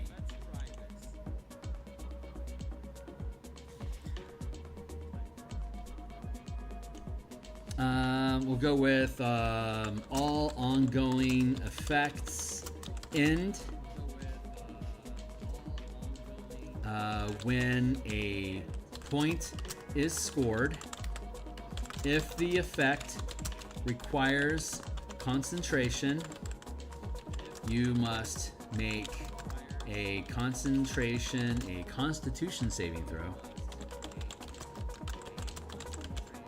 to maintain concentration into the next point. If the effect requires, all ongoing effects end when a point is scored.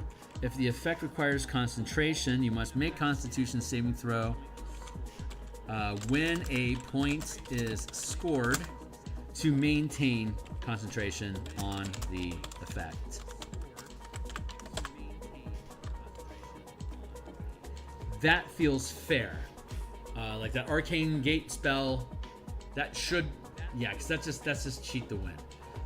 But Animate Object, for instance, that's a concentration spell. So if I'm going to cast Animate Object on the ball, then I should after I score a point, scoring the point will trigger a constant. Mouse is frozen. There we go. Yeah, scoring a point should then require maintaining concentration to see if I keep Animate Object up on the ball or not, which would be fine. Or if I cast Haste on the fighter, and I'm going to then have to maintain concentration to keep it active. Of course, I could cast Dispel Magic on you at any time to shut down and thus stun your target for a round. Just like the monk could run up in a hostile defense, stun all of my opponents during combat to permanently shut down a character. But now you have to camp that character to keep them from taking shots. I could stun you. You automatically drop the ball, and then I can take it from you. I like that idea. Let's see, what else? Mascot. Indestructible, tiny-sized thrown weapon. Deals 1 point as a thrown weapon. It deals 1 point of force damage plus your ability bonus plus any spell power ability bonuses.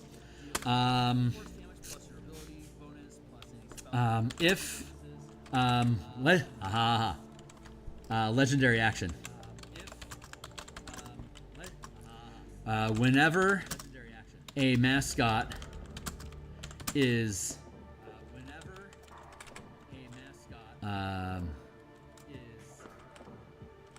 whenever a turn ends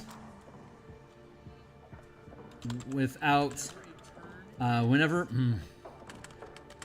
a mascot is not held at the end of a turn, it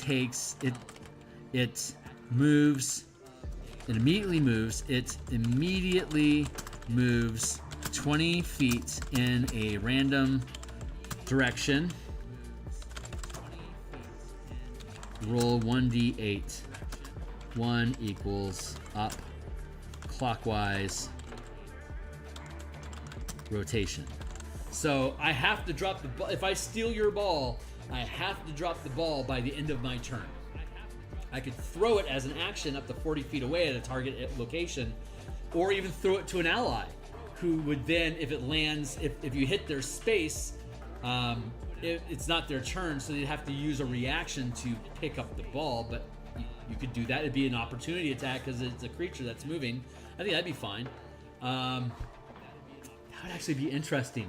You would actually, because that's right, mascot. A lot of rules here, and they're not really well organized, but let's see. Mascot, indestructible, tiny size. Considered to be a thrown weapon.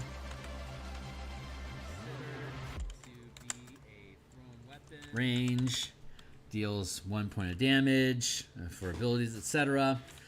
Indestructible, tiny size, is considered an object. Your mascot is considered an object and an ally that is friendly to you. Rival mascot is considered an object and an enemy that is hostile to you. So that will help weigh charm and reactions and fear. Like if I hit a ball with a fear effect, it's going to want to run away from me. So like hitting the ball with fear and then knocking it out of somebody's hand is a way to get it to make it start scurrying away from you. And then at the end of its turn, it would have, and then at the end of your turn, actually that would be its legendary action, so 20 feet.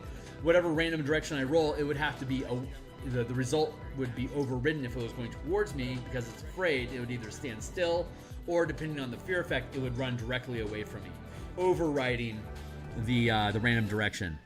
Random rotation, unless unless a condition specifies direction, like that. Your mascot is considered an object and an ally that is friendly to you. Rival mascot is considered an object and an enemy that is hostile to you. Legendary action: whenever a mascot is not held at the end of the current turn, it immediately moves 20 feet in a random direction. Roll 1d8, 1 equals up. Clockwise rotation unless a condition specifies otherwise.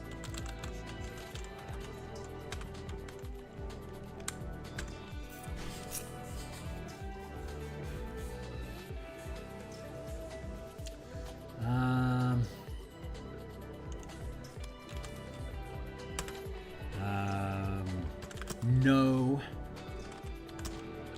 equipment, weapons, armor,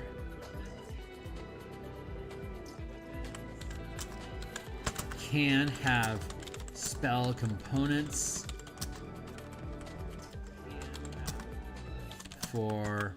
can have spell components.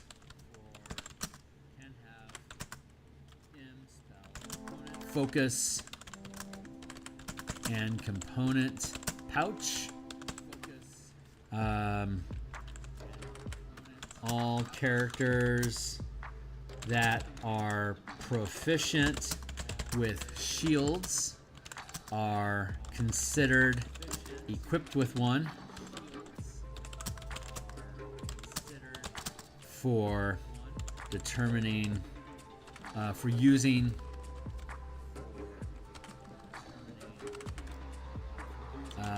for use with feats, spells, and abilities that require having donned a shield. I think it's donning now.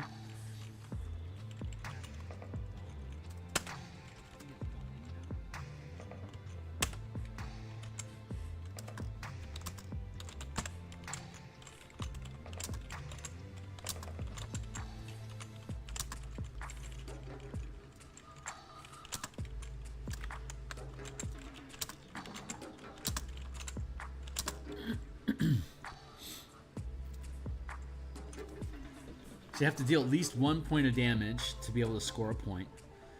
So that lets us neutralize damage as an effective way of blocking a shot. It's just the best way to express it, I think. There's that. There's that.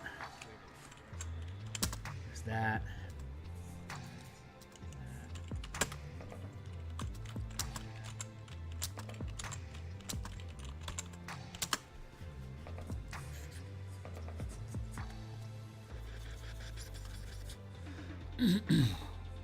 Can't go out of bounds. Each tower is considered difficult terrain.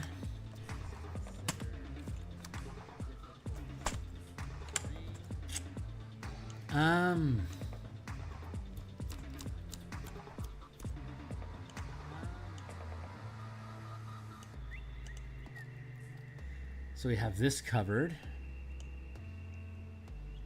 3 points, 2 periods. Mascots start and they're out. Yeah. Timing. Players. How to win. Maybe how to play might be a better term.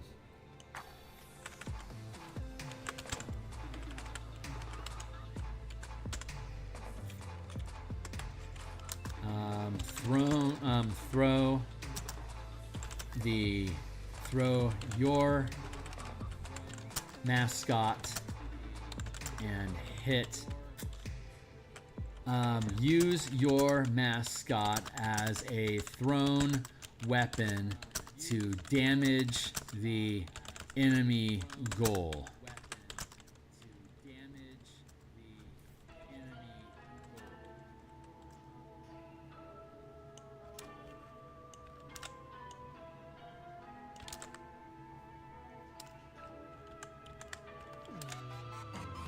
Oops, redundant. Make a thrown weapon attack with your mascot. Deal 1 point of damage to the enemy goal.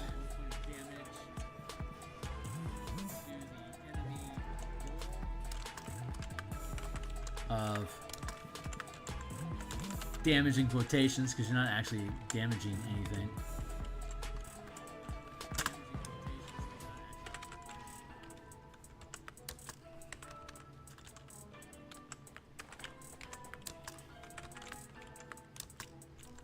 To the enemy goal. If the attack hits, but all damage, if the attack hits, but all damage is reduced to 0, no point is scored.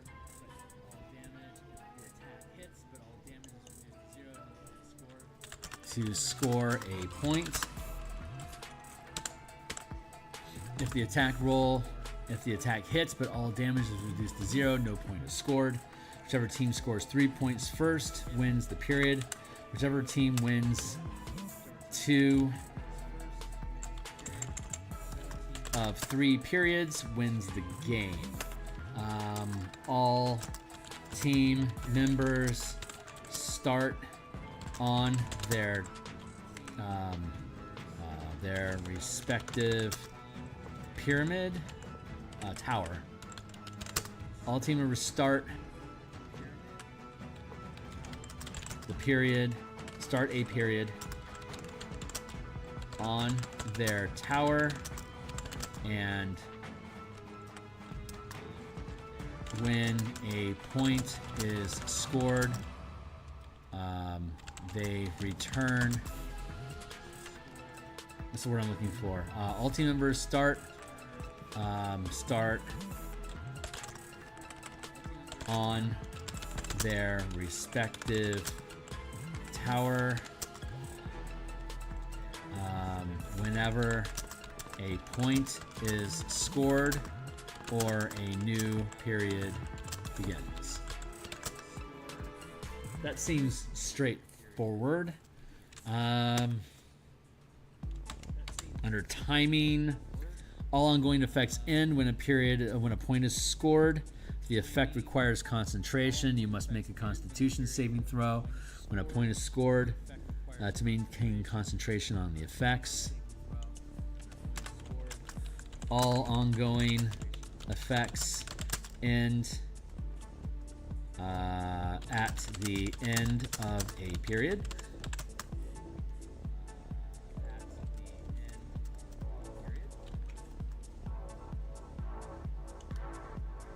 And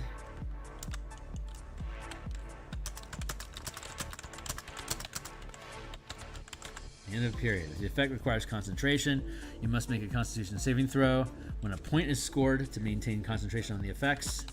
And the effects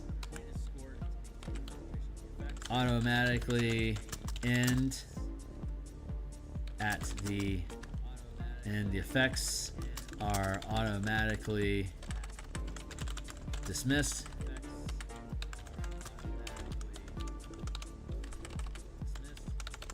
when at the of a period.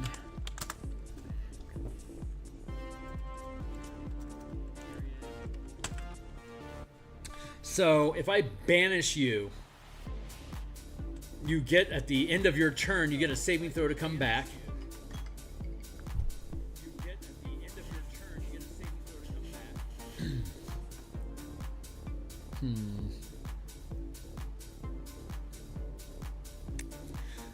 Could you remain banished until a point is scored? Is that fair? Or would you just disappear until the end of your next round, automatically reappearing at the end of the round? What about paralyzed? If I hit you with hold person, does that effect last until the period ends? Until you score a point, or automatically at the end of run round? I think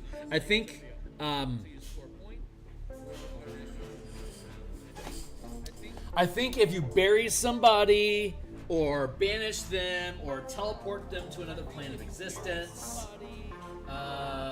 they can't play the game. And the general rule is anything that prevents... let's see, timing. Effects that prevent a player, that prevents an athlete from playing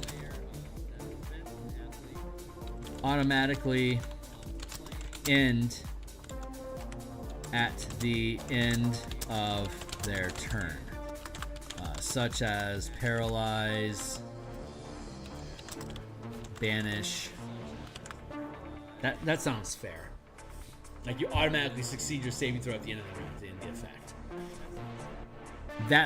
So if you want to, because like hold person's only a second level spell, so for 2 mana you can try to pop somebody to paralyze them and then get past them, or steal the ball from them. But then when it's the end of their turn, it automatically lifts.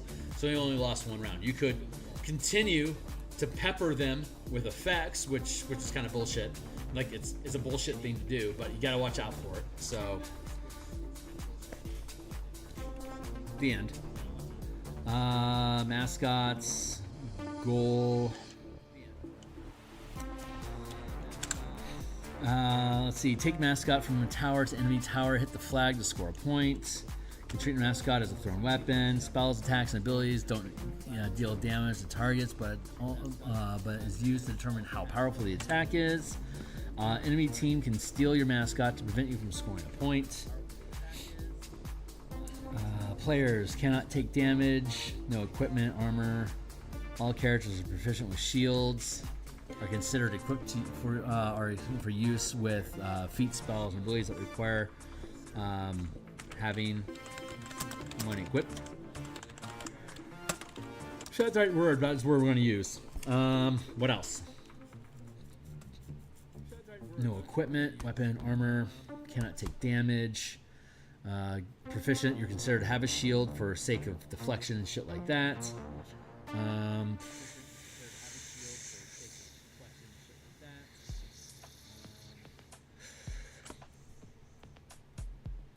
What were we looking at? Timing.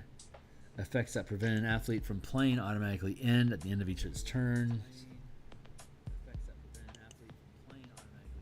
Mascot.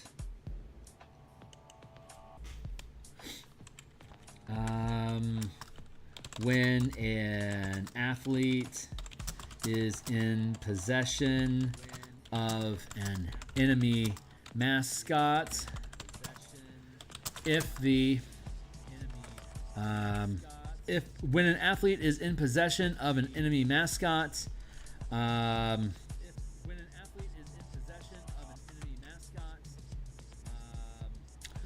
the mascot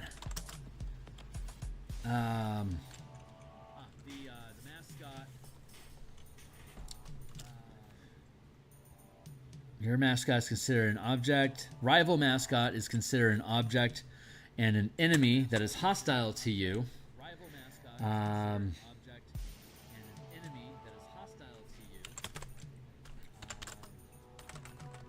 You can pick up your mascot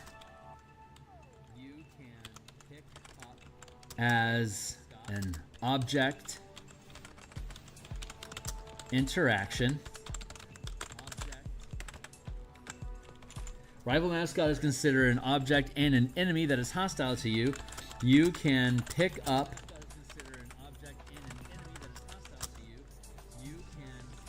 your rival. You can pick up a rival mascot as a grapple attack. DC 15. We'll make the DC 15 across the board. DC 15 is the minimum that you need to be able to hide now. So DC 15 becomes the baseline difficulty to achieve anything. Want to grab, if you want to take control of the ball from your enemy, DC 15. Pick it up off the ground, DC 15. Legendary action, whenever a mascot is not held at the end of a current turn, it immediately moves 20 feet in a random direction. When an athlete is in possession of an enemy mascot, the mascot breaks. The mascot automatically breaks the grapple at the end of your turn. There we go. So that resolves picking up the ball. It's a hostile action, so taking the ball is going to require an attack action or one of your attacks if you have multiple attacks available to you. So to gain possession is a grappling check. If it's a hostile ball, it's just an object interaction that's just part of your action economy for free when it's an ally. At the end of your turn, if the ball is hostile, it automatically breaks free of the grapple. And then it gets to move up to 20 feet in a random direction. This can trigger an opportunity attack, so you could potentially grab it on its way out. So that's actually really useful. Legendary action, whenever a mascot, unless the condition specifies otherwise. This triggers opportunity attacks to grapple it. Again, that sounds fair. If you want to, if it's going to hop free and it's going to try to run away from you, you can then use your opportunity attack to try to grab it again on its way out. That's going to eat your reaction, and you'll retain possession of the ball. That sounds fine. I could attempt to disarm you of the ball, and then it will drop to the ground. It has not yet been the end of the turn, so it's not going to just randomly start running because the turn isn't over yet. It's still your turn, or my turn if I disarmed you. And if it's if you are holding my mascot as a part of that object, almost like drawing a weapon, I can automatically pick up the mascot I now control. If it's the enemy, if I use disarm to knock the mascot out of your hands and it hits the ground, I then have to have an attack open for me to be able to grab it as a grapple, and I have to hit a DC. Actually, it would. You can pick up a rival mascot as a grapple attack. No, grappling is a saving throw now.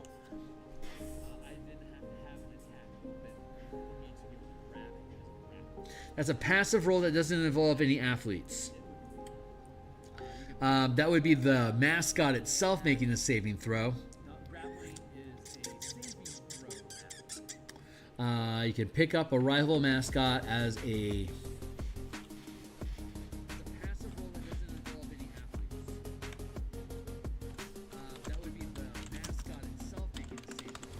As a grapple attack doesn't require a saving throw. Let's see. You make a Dex or Strength save, DC 15. Let's just do it that way. Technically, the target of the grapple is supposed to make the Dexterity or Strength saving throw to avoid being grappled. But this is a PvP situation. All the players should be rolling the dice, not the DM. We shouldn't be giving... the ball doesn't need dexterity or constitution stats like that. So let's have you make the dexterity or the constitution saving throw.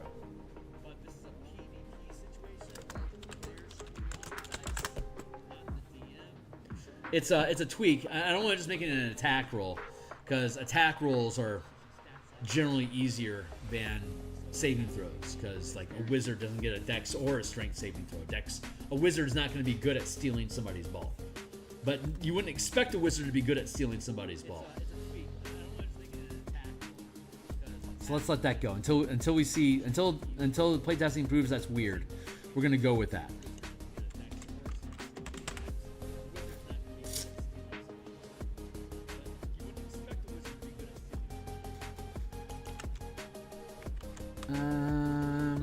What else? Enemy team can steal your mascot. Mascot in possession, disarm, sleight of hand, stole. Oh, let's see.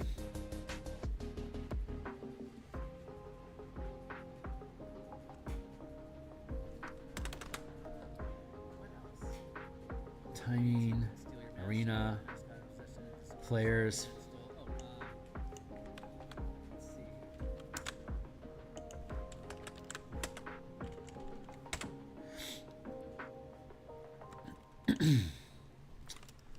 Can't take damage, but can be targeted by effects to reduce their options. No equipment, weapons, armor. All characters are proficient with shields.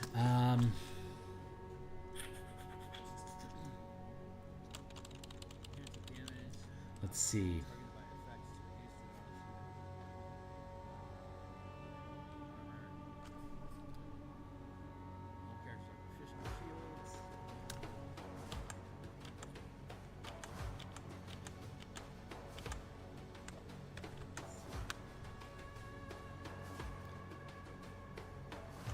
Enemies, allies.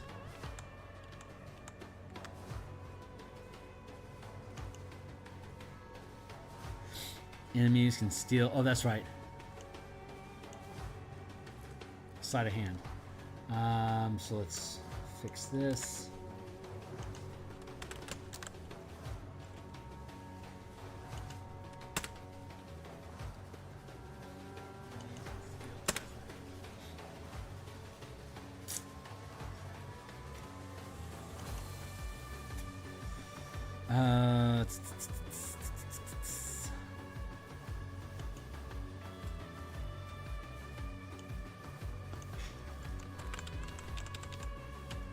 Athletes.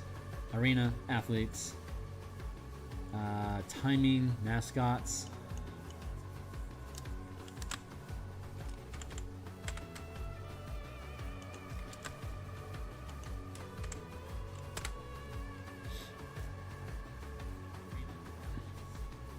When an athlete is in possession, considered to be a thermal weapon.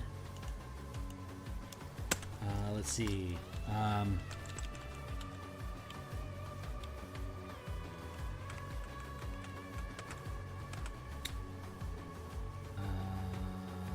Athletes. Your mascot is considered an object. An ally is friendly to you. You can pick up your mascot as an object interaction. If untended, if not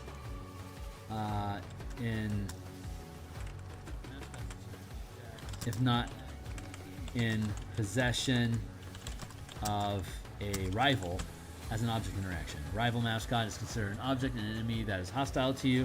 You can pick up a rival mascot that, if not in possession of a rival as a grapple attack, you make a dex or strength save DC 15 to grab it.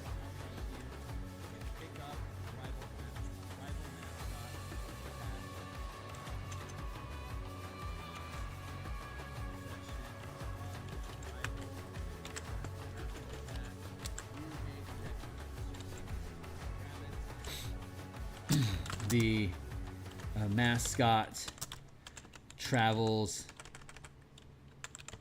the full 40-foot range unless it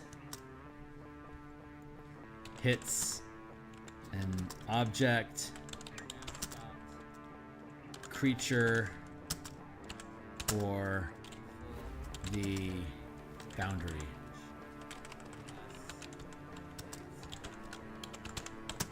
That works. Legendary action. When an athlete is in possession of an enemy mascot, the enemy automatically breaks the grapple. Rival mascot is considered an enemy. You can pick up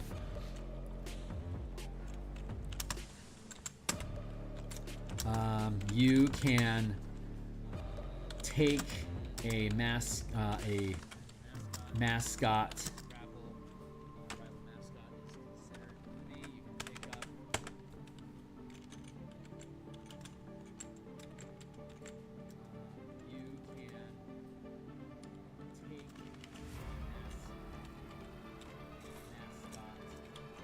See, you can pick up a object. You can. No, I don't want to do it that way.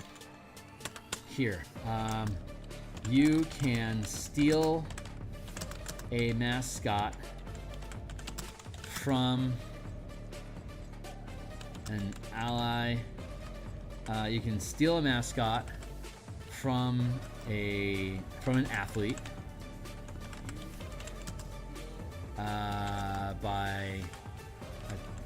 With a disarm, sleight of hand,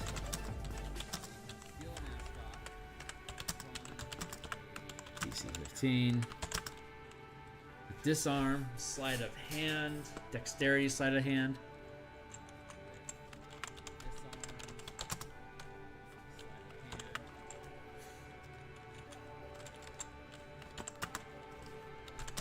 And other similar options. DC 15. All attempts are DC 15 unless athlete saves against you. Ally athletes can choose to fail automatically as usual. To 5.5 rules. What else? What else do we need? What are we missing?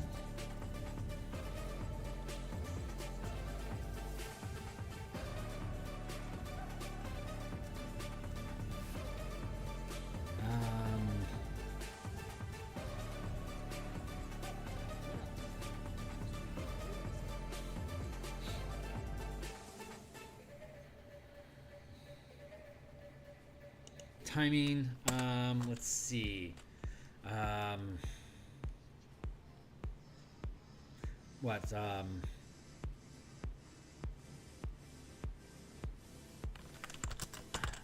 Ban list. Let's do that.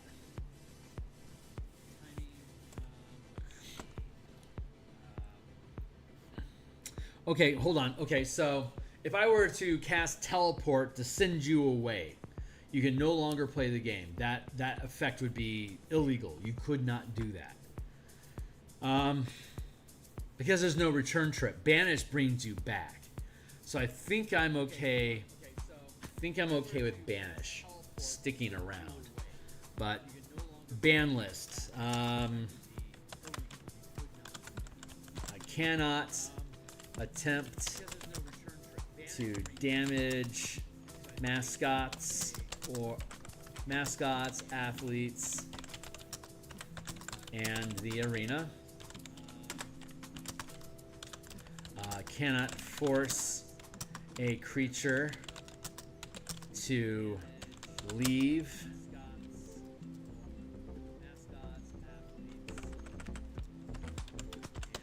To exit the arena. Things like banish, etherealness,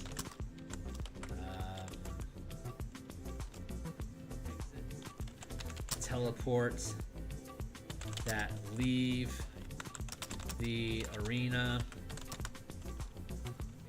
automatically return the target creature to the arena at the end of their next turn. Mascots cannot any effect that would remove a mascot from the arena automatically fails, and any spell or resources are lost, are not recovered, are expended, even though the effect fails. I think that's okay. Cannot damage.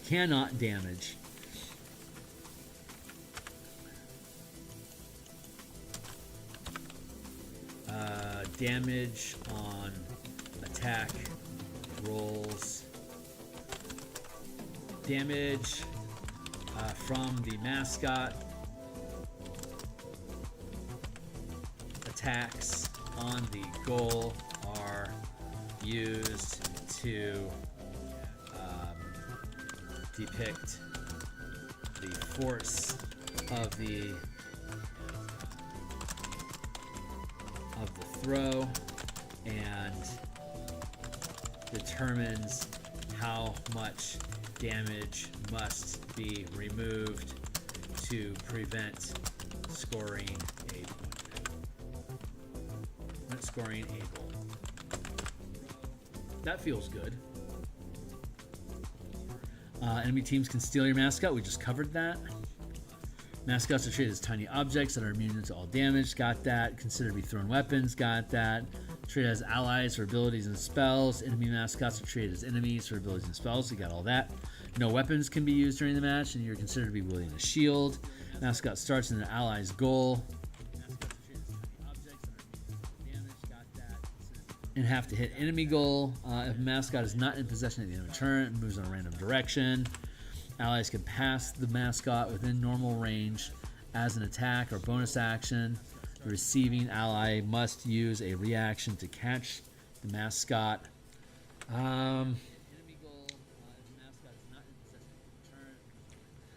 Let's see. Ban list. Timing mascots. Athletes. You can steal a mascot.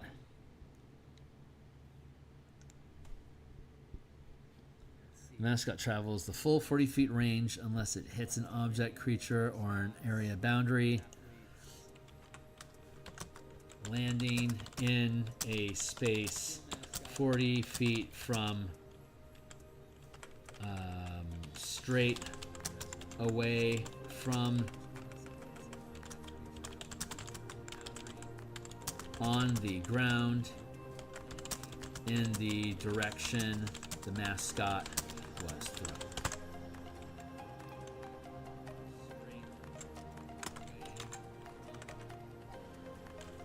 Period.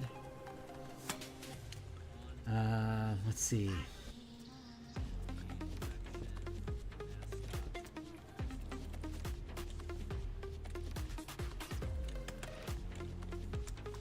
You can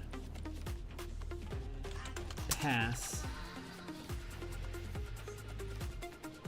a mascot to an ally within reach of your unarmed attack as an object interaction, which is free as part of your normal movement, but you can do it more than once if you're also willing to sacrifice an action to do so otherwise. So you can pass a mascot to an ally within reach of your unarmed attack as an object interaction. You can pass a mascot to an ally within 40 feet as a thrown weapon.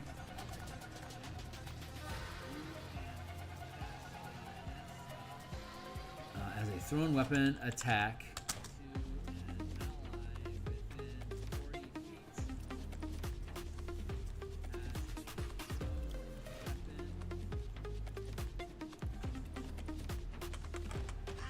As a thrown object, the target ally can use an opportunity attack to catch the mascot unless it's a rival mascot. Requires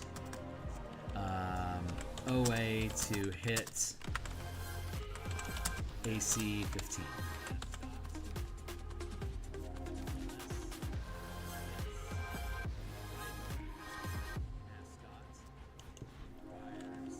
At the rival goal, AC 15.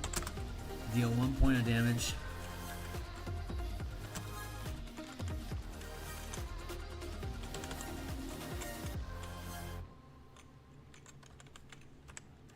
Equals score a point. Score a goal. Gaining 1 point.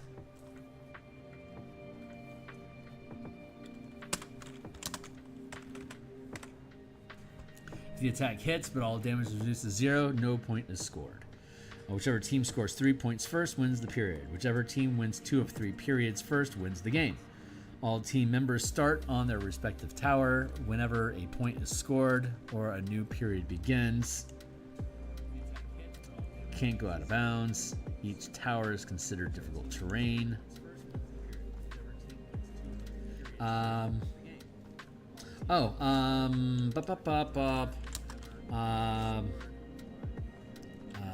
Let's see.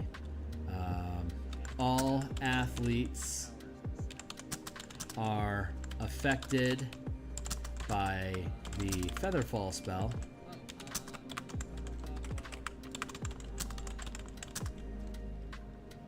Removing any damage from falls. There.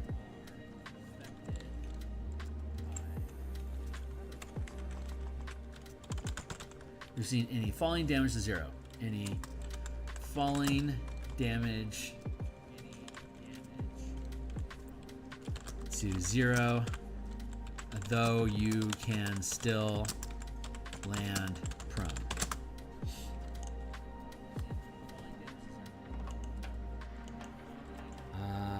Let's see. Maximum elevation for flight and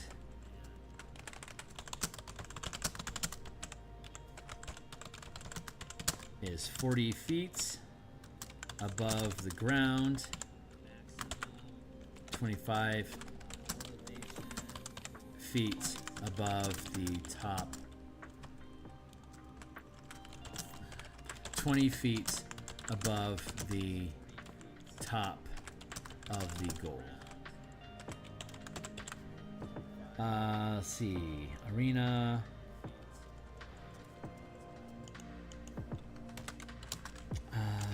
Let's see.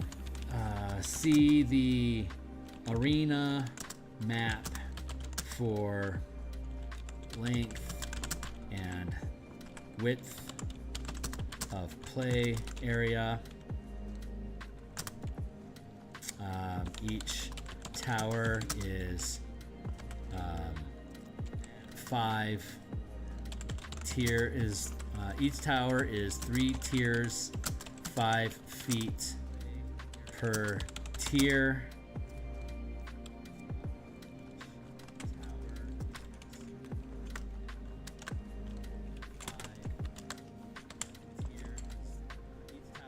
Each tower is considered difficult terrain.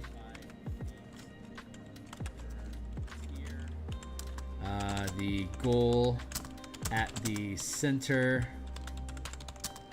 of the tower is 5 feet high. It's 5 feet tall. Total height, including goal, is 20 feet from the ground.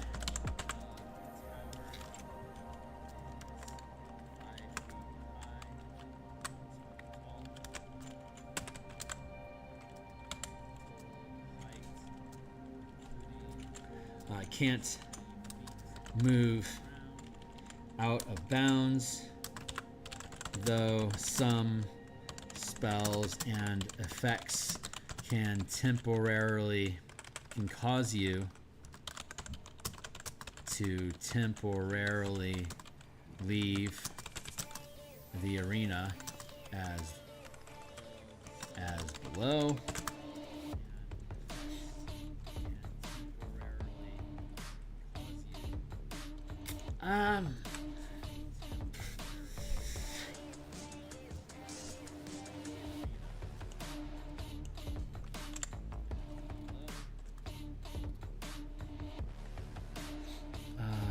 Timing. Athletes. Athletes take short rest. You can hold an enemy.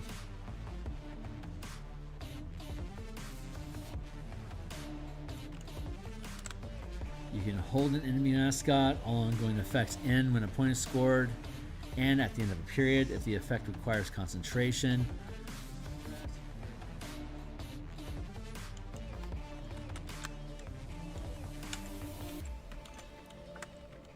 There.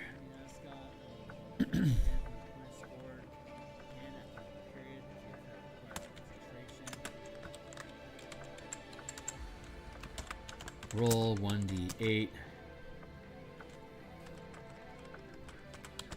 Choose which square. Effects that prevent an athlete from playing automatically end at the end of each of their turns, such as paralyzed, banish, etc.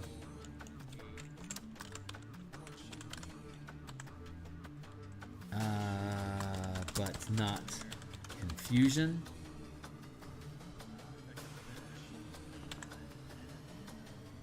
All ongoing effects end when a point is scored and at the end of a period.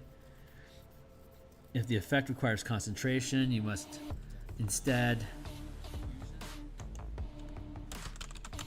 make a Constitution saving throw. When a point is scored, to maintain concentration on the effects.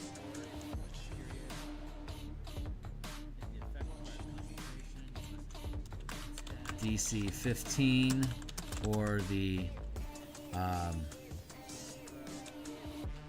spell check or the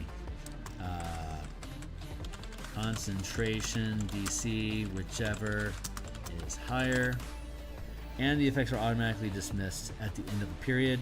Athletes take one short rest after first and second period, a long rest after third period. Ban list.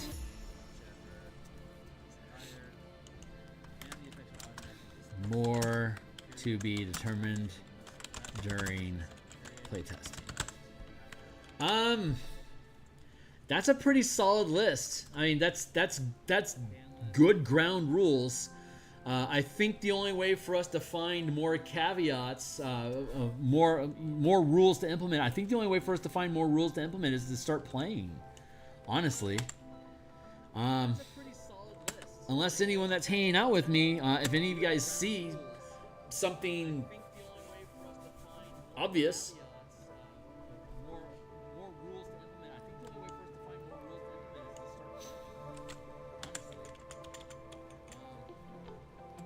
us to find more rules to implement is to start. 2 to 5 per team. Either PvP or PvE with DM filling empty athlete positions.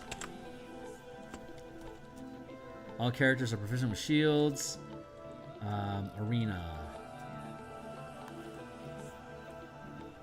All athletes are affected by total. Can't move out of bounds.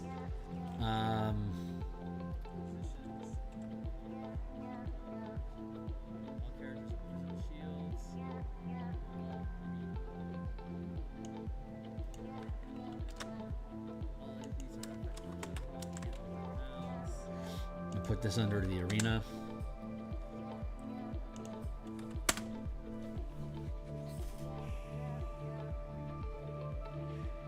Chipping away at cover art. Right on, man. I know that you've been evolving your art style a lot, so I'm looking forward to seeing what it looks like. This is poorly organized. Maybe there's a better way to organize it, but for now,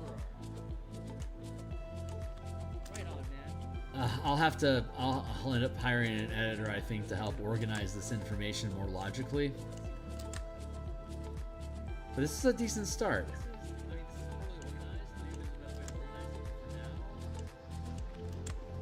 So, what time is it? It's 8:15. I've been at this for about 2 hours and 15 minutes at this point. I'm feeling like this is a pretty natural place to stop. But what I think I want to do is normally I do game design. Okay, so I do design work like this on Mondays and Thursday nights like this. Also on Tuesday and Fridays. And tomorrow is Friday. So that's typically like in Seattle time here on the Pacific coast of the USA. That's -8 UTC Pacific time.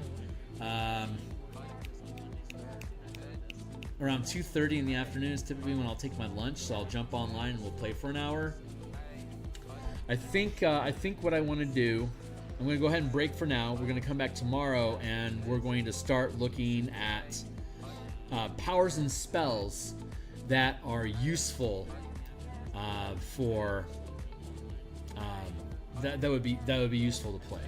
So when we do that, we've got the Martial Powers playtest document here with the full channeling power system in place. So I think what we're going to do is we're going to go through and look at all the exploits, all the maneuvers, all the reactions, all the strikes, and all the sustained powers that are obviously useful for athletes to prepare during a match. And then we'll go through and we'll do the same thing for spells that are in the 2024 Player's Handbook. So instead of having a ban list, we can have a list of allowed spells and powers, or maybe when we're considering something, we can look at it like, is this inappropriate for us to use? And if it's inappropriate, we would add it to the ban list. Like Disintegration, Power Word Kill. I can't see a reason why either one of those spells would be something that we would ever actually need to use in a normal match of Mage Tower. Excuse me. Right? But like Power Word Heal, that doesn't necessarily need to be banished, but it does. I mean, you don't need to ban that spell, but it doesn't do anything for you because no one's actually taking damage. So it's kind of irrelevant. Yeah, maybe that's the way to do it. Go through the entire list and look at all the useful versus banned spells, and then we'll go through all the powers. Well, we'll go through all the powers first. Look at all the powers that are useful and need to be banned. I guess we can break them down into those categories so that you have a menu to select from. I guess that makes sense. I guess we could also do that with feats. Spells, powers, feats, boons, and then epic boons. That would be the last one. And then with that as guidelines, we can then determine how abilities and subclass, like class features and subclass features, how those would. I don't want to go through and do a ban list of class features and stuff. That's just a little bit too intense. But we can go through the finite list of spells and powers. I think that's reasonable.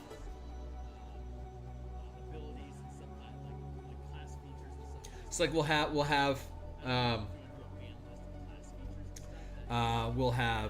valued and banned. And if it's neither valued nor banned, then it's like Power Word Heal. That's not valued because there's no damage, but it's also not banned because it doesn't do anything wrong.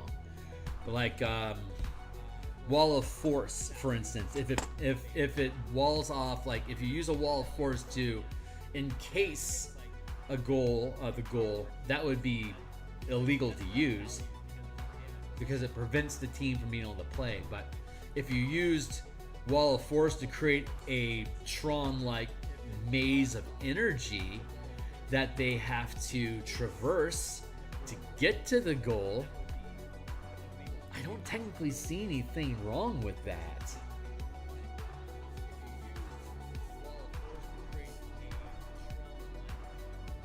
That's actually a really cool use. I mean, how often do you need to make a fucking maze with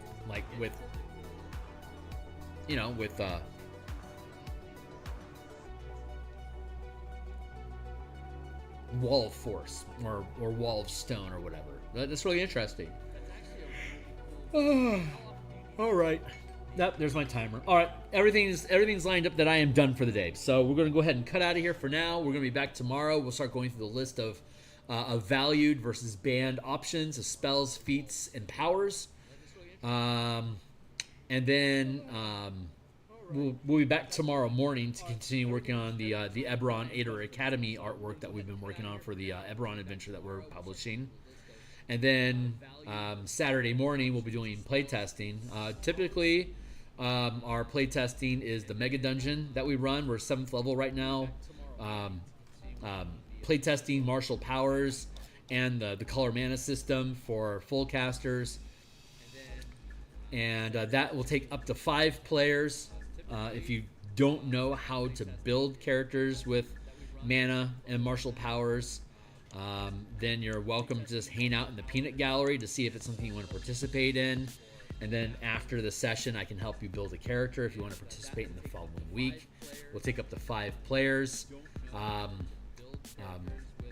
Previous participants are given a seat sooner than newcomers, but I want to encourage newcomers. We typically have anywhere from, when we run a game, it's typically 3 or 4 people. We rarely have 5.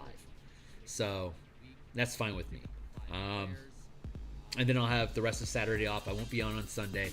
Monday morning we'll be back to continue working on book art for Eberron, and then Monday night when we come back, we'll continue with our list of spells, powers, and feats for what's appropriate to use.